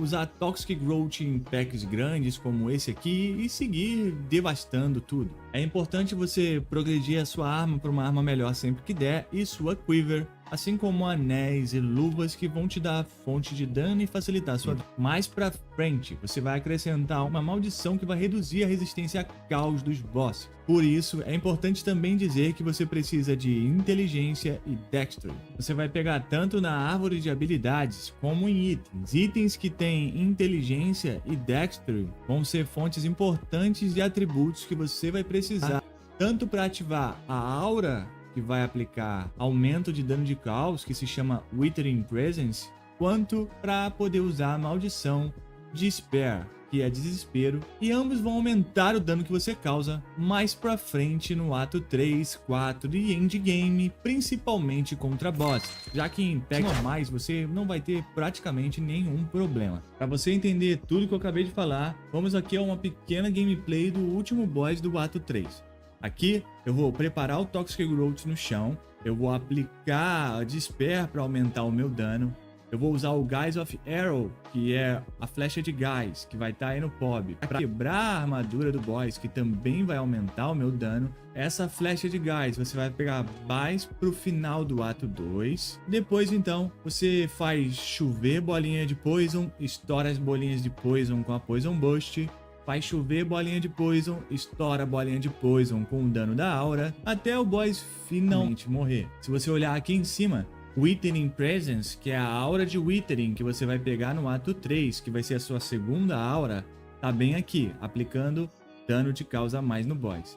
A sua Curse, a maldição que reduz a resistência a caos, está bem aqui, e os nossos stacks de Poison estão bem aqui. E esse combo praticamente não dá mais nada até o T15 do endgame. Você vai derreter tudo exatamente como esse boss aqui vai derreter. Essa é uma das minhas gameplays preferidas e muito satisfatórias de jogar.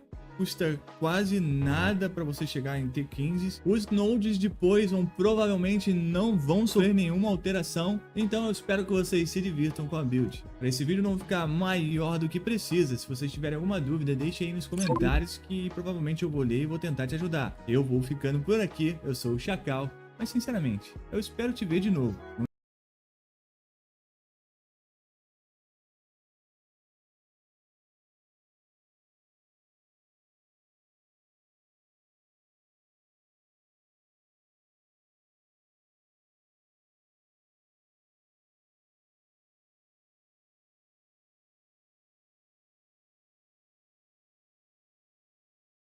Hey guys, Tuna here.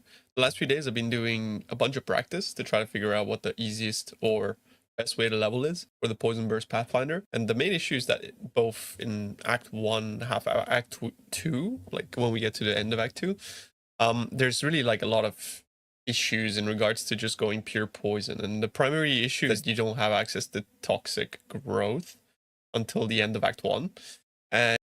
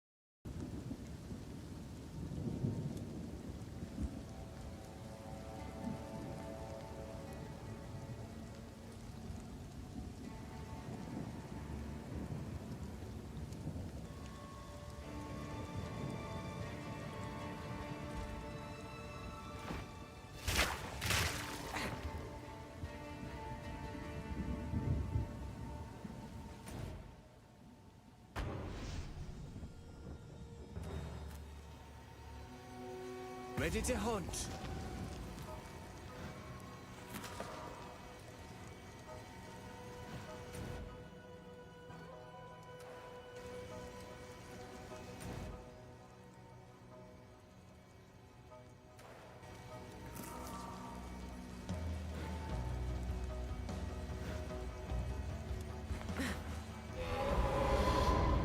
There it is.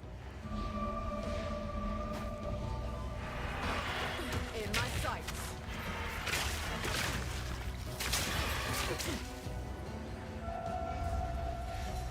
Don't lose him now.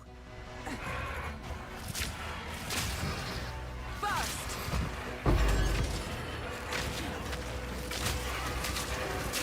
It's getting away. This'll do Spirit, nicely. guide us.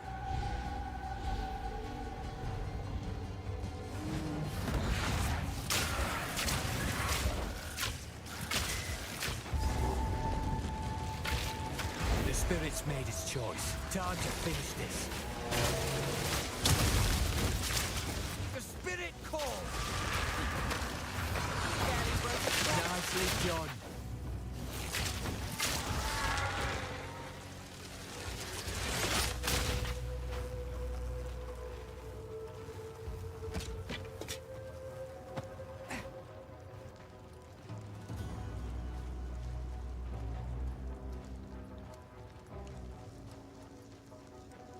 Aye.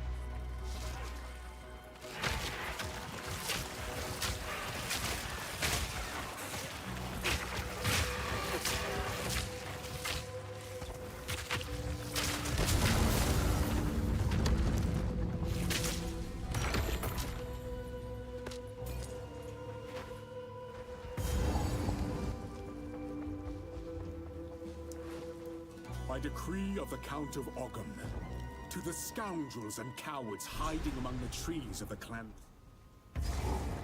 What's this feeling? It's as though the trees themselves are watching me.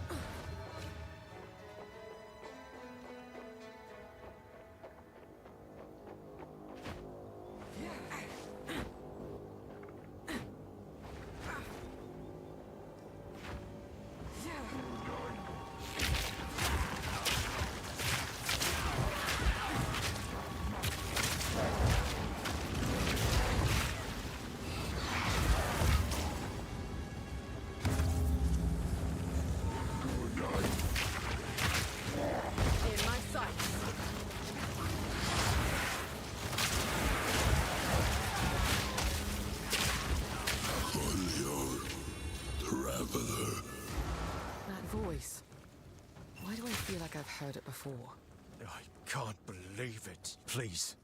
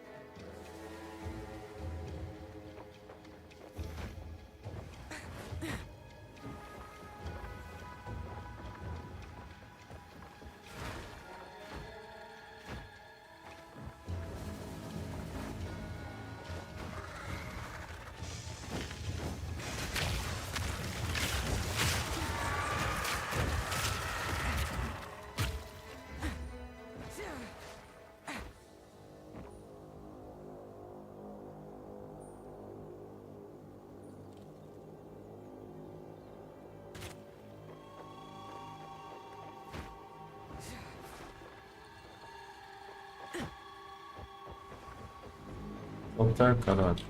Foi o mapa inteiro.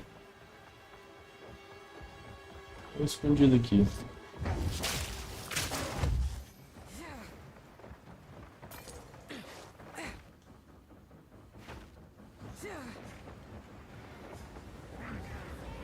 Flourish.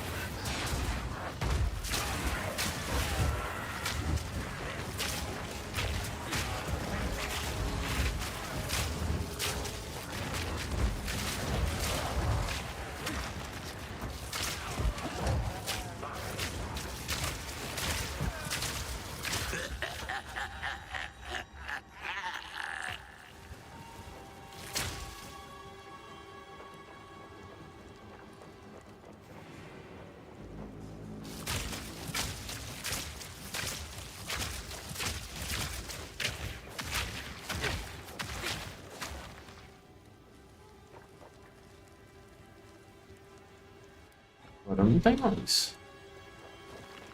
Agora tô muito embaixo.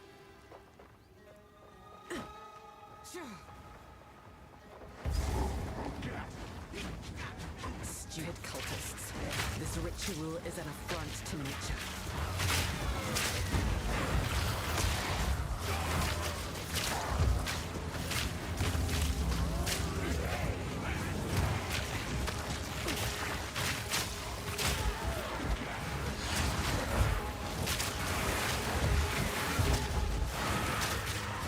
Cut you down. No mana.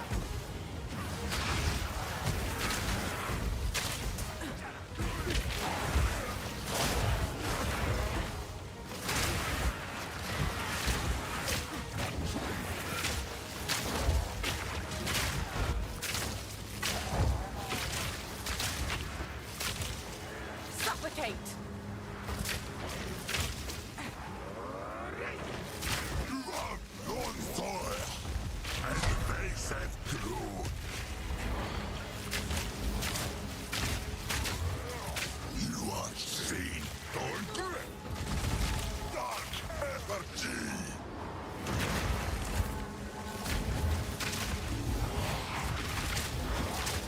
Thorn grip, I need no mana. the wild one's power is mine.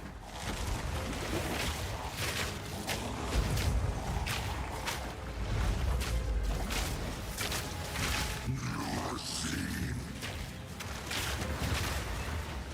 Land of Eden is nigh.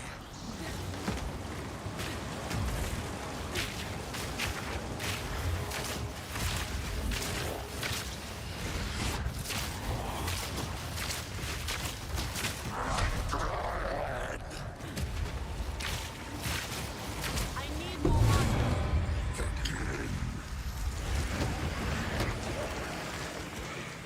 Return to the void.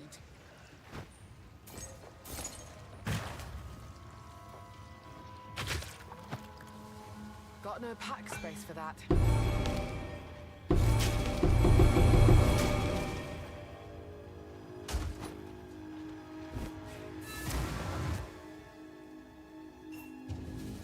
So the cultists... Thank you, hero.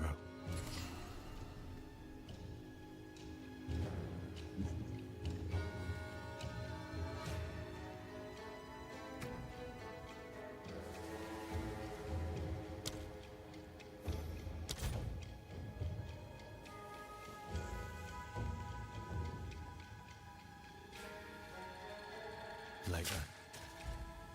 Hey.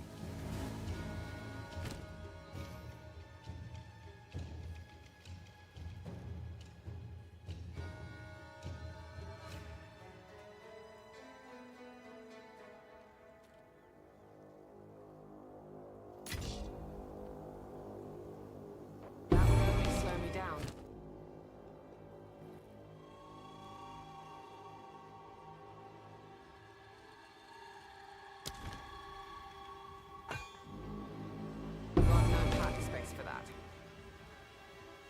Yes?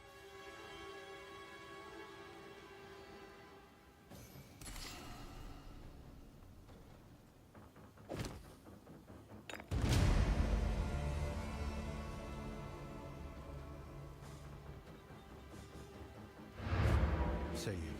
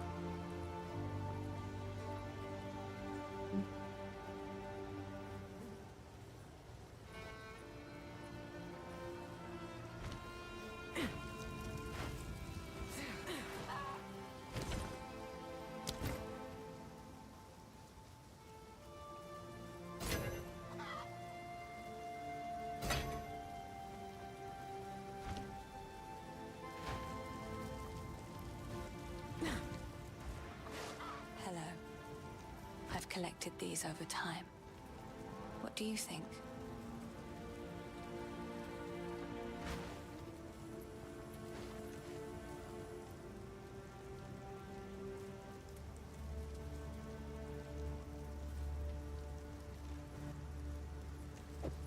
May it serve you well.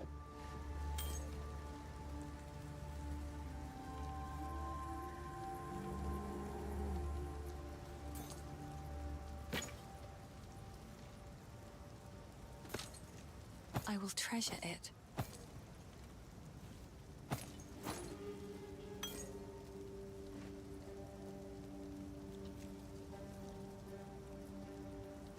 I will treasure it.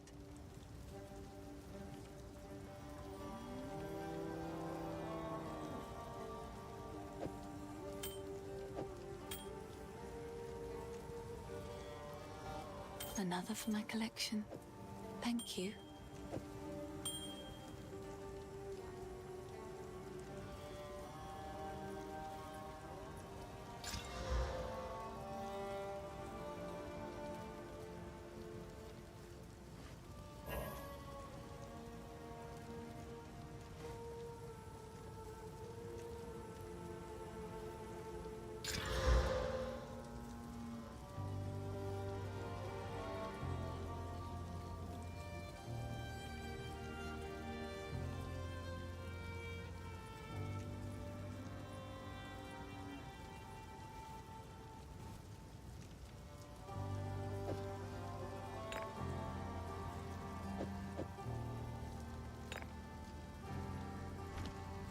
Yes?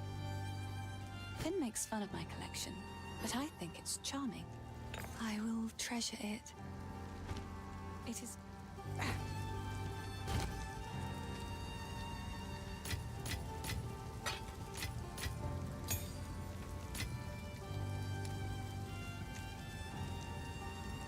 Creating a new random modifier.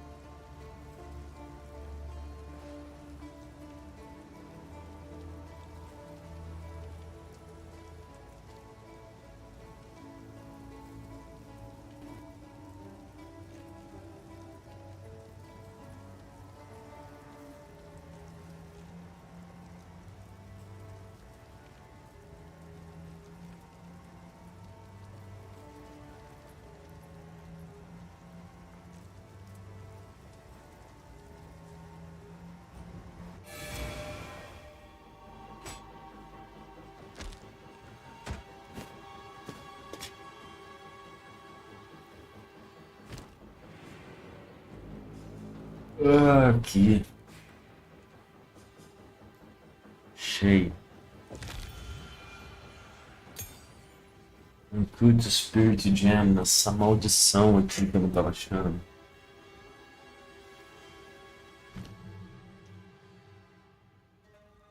Ah, Plague Bearer. Ah, Marauder Ranger.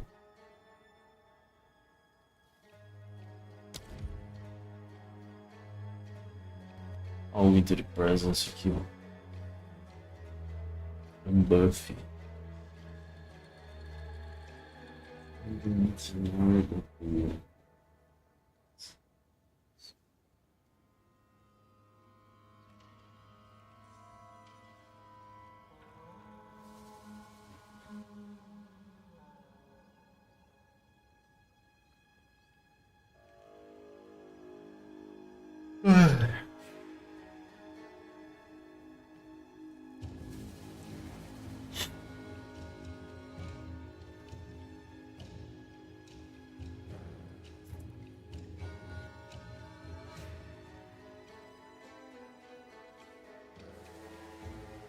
O Plague Bearer é o outro que ele usa. So, cheating was a part of the entry returns enemies in your presence.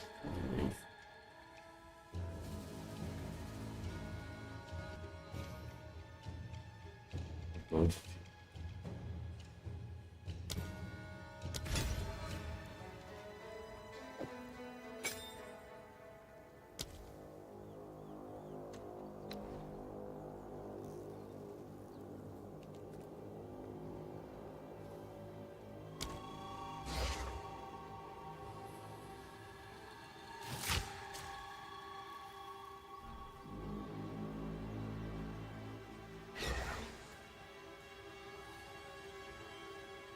Ah, só precisa clicar, essa porra aqui não precisa.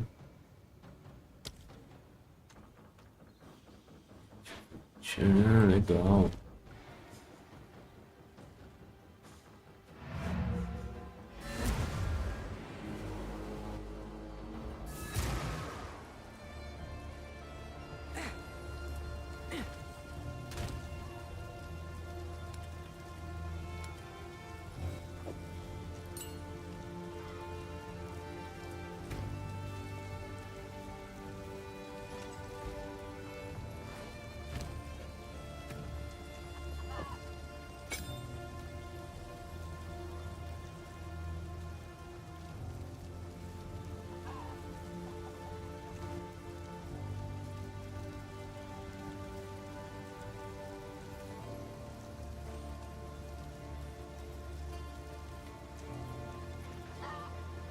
Greetings.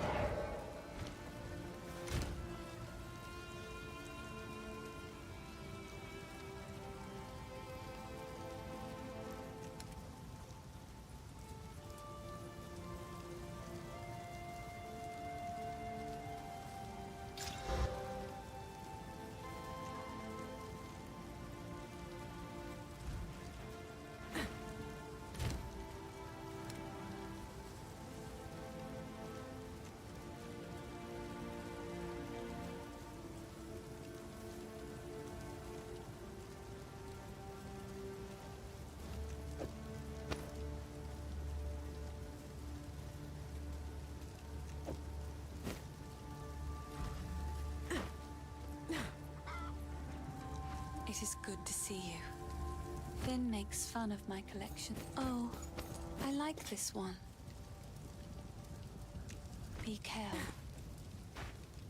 Oi!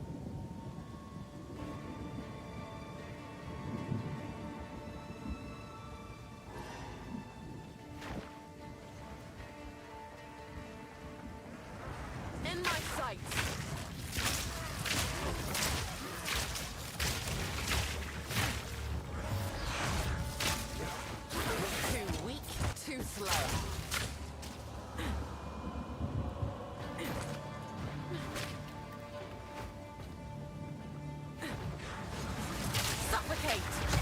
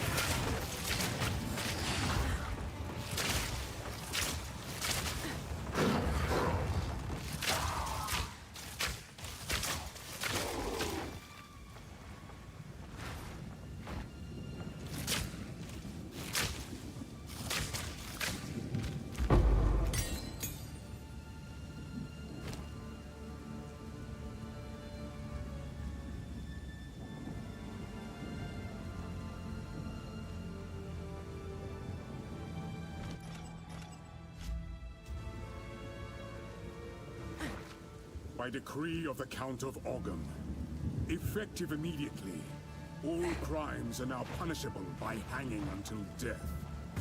Hanged criminals will have their bodies thrown into the pit.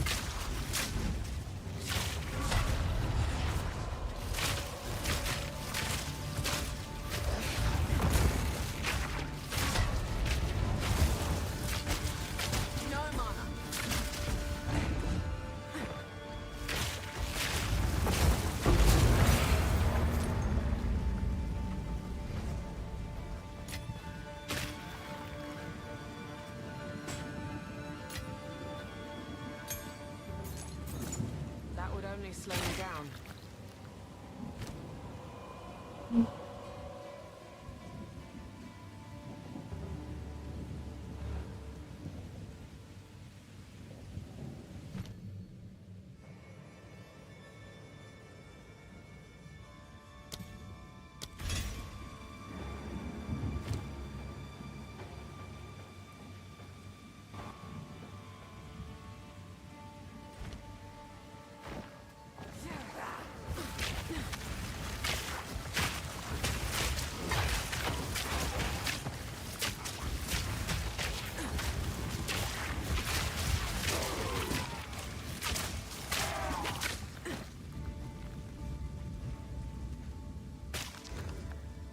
That would only slow me down.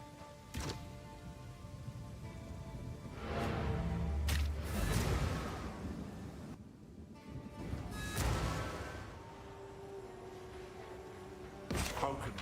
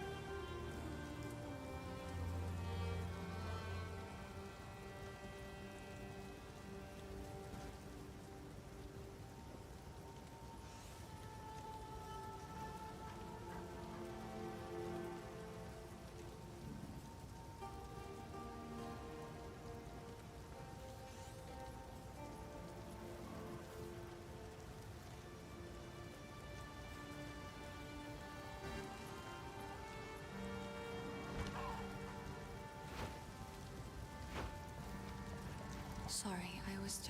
I like to hold on to bits and pieces. I will treasure it.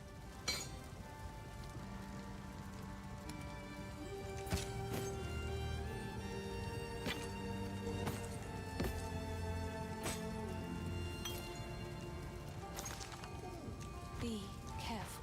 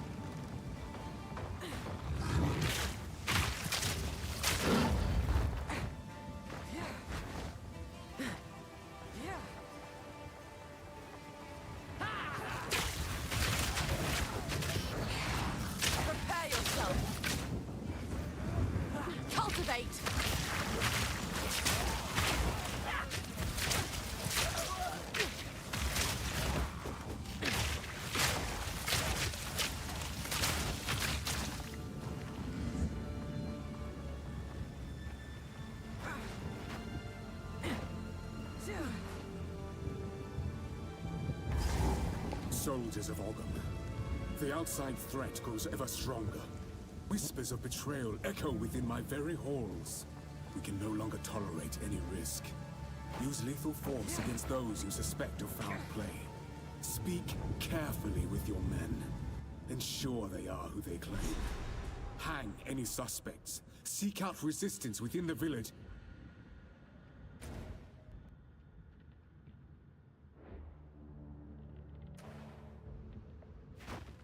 It's a cowardly wolf that hides in his den.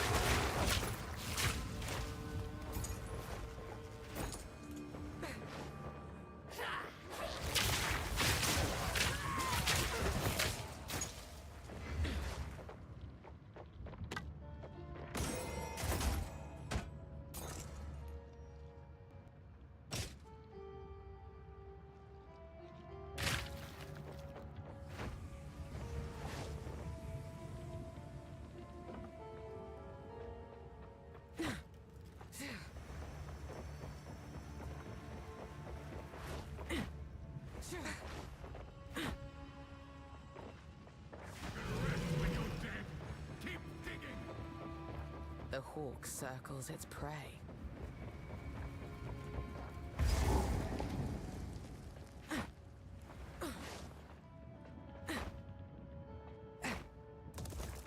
First ones, hear our first ones, hear our laments. Sanity recedes ever further into the dark. Shadows hover above us, in the corners, watching and waiting. What sickness has come among us that so unsettles our minds? It sits poised to strike. Nowhere is safe.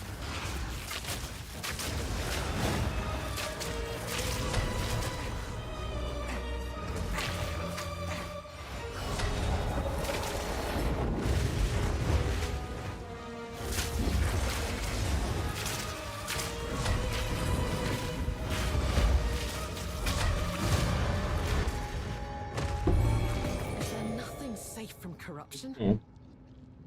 It's your buddy.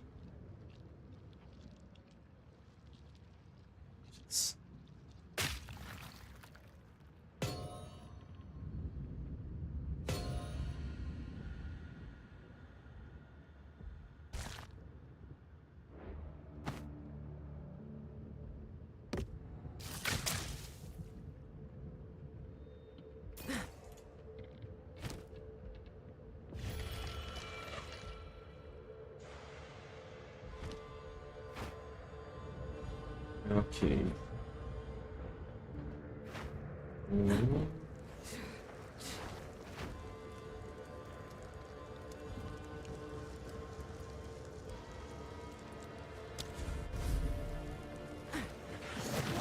Suffocate!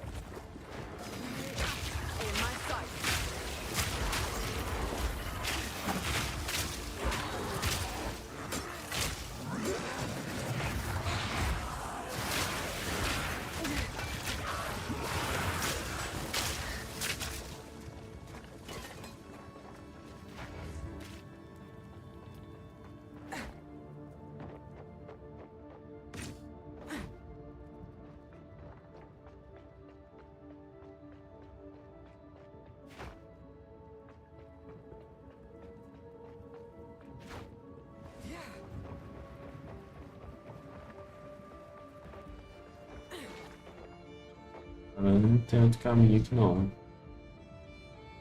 Se fui do meio, não.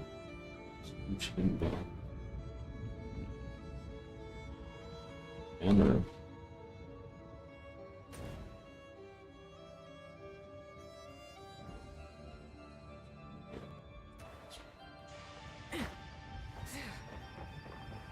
Aqui eu acho que é o final do ato 1. Acho.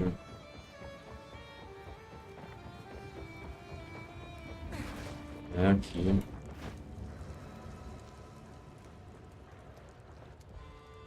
Em cima. Mas eu vim daqui, me the memory run for it. Ed Wolf.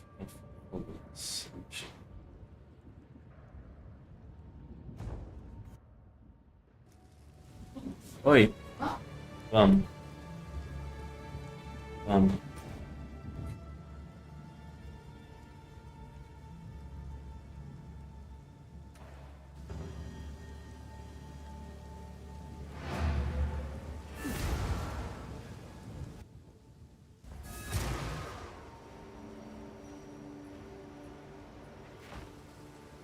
How can I?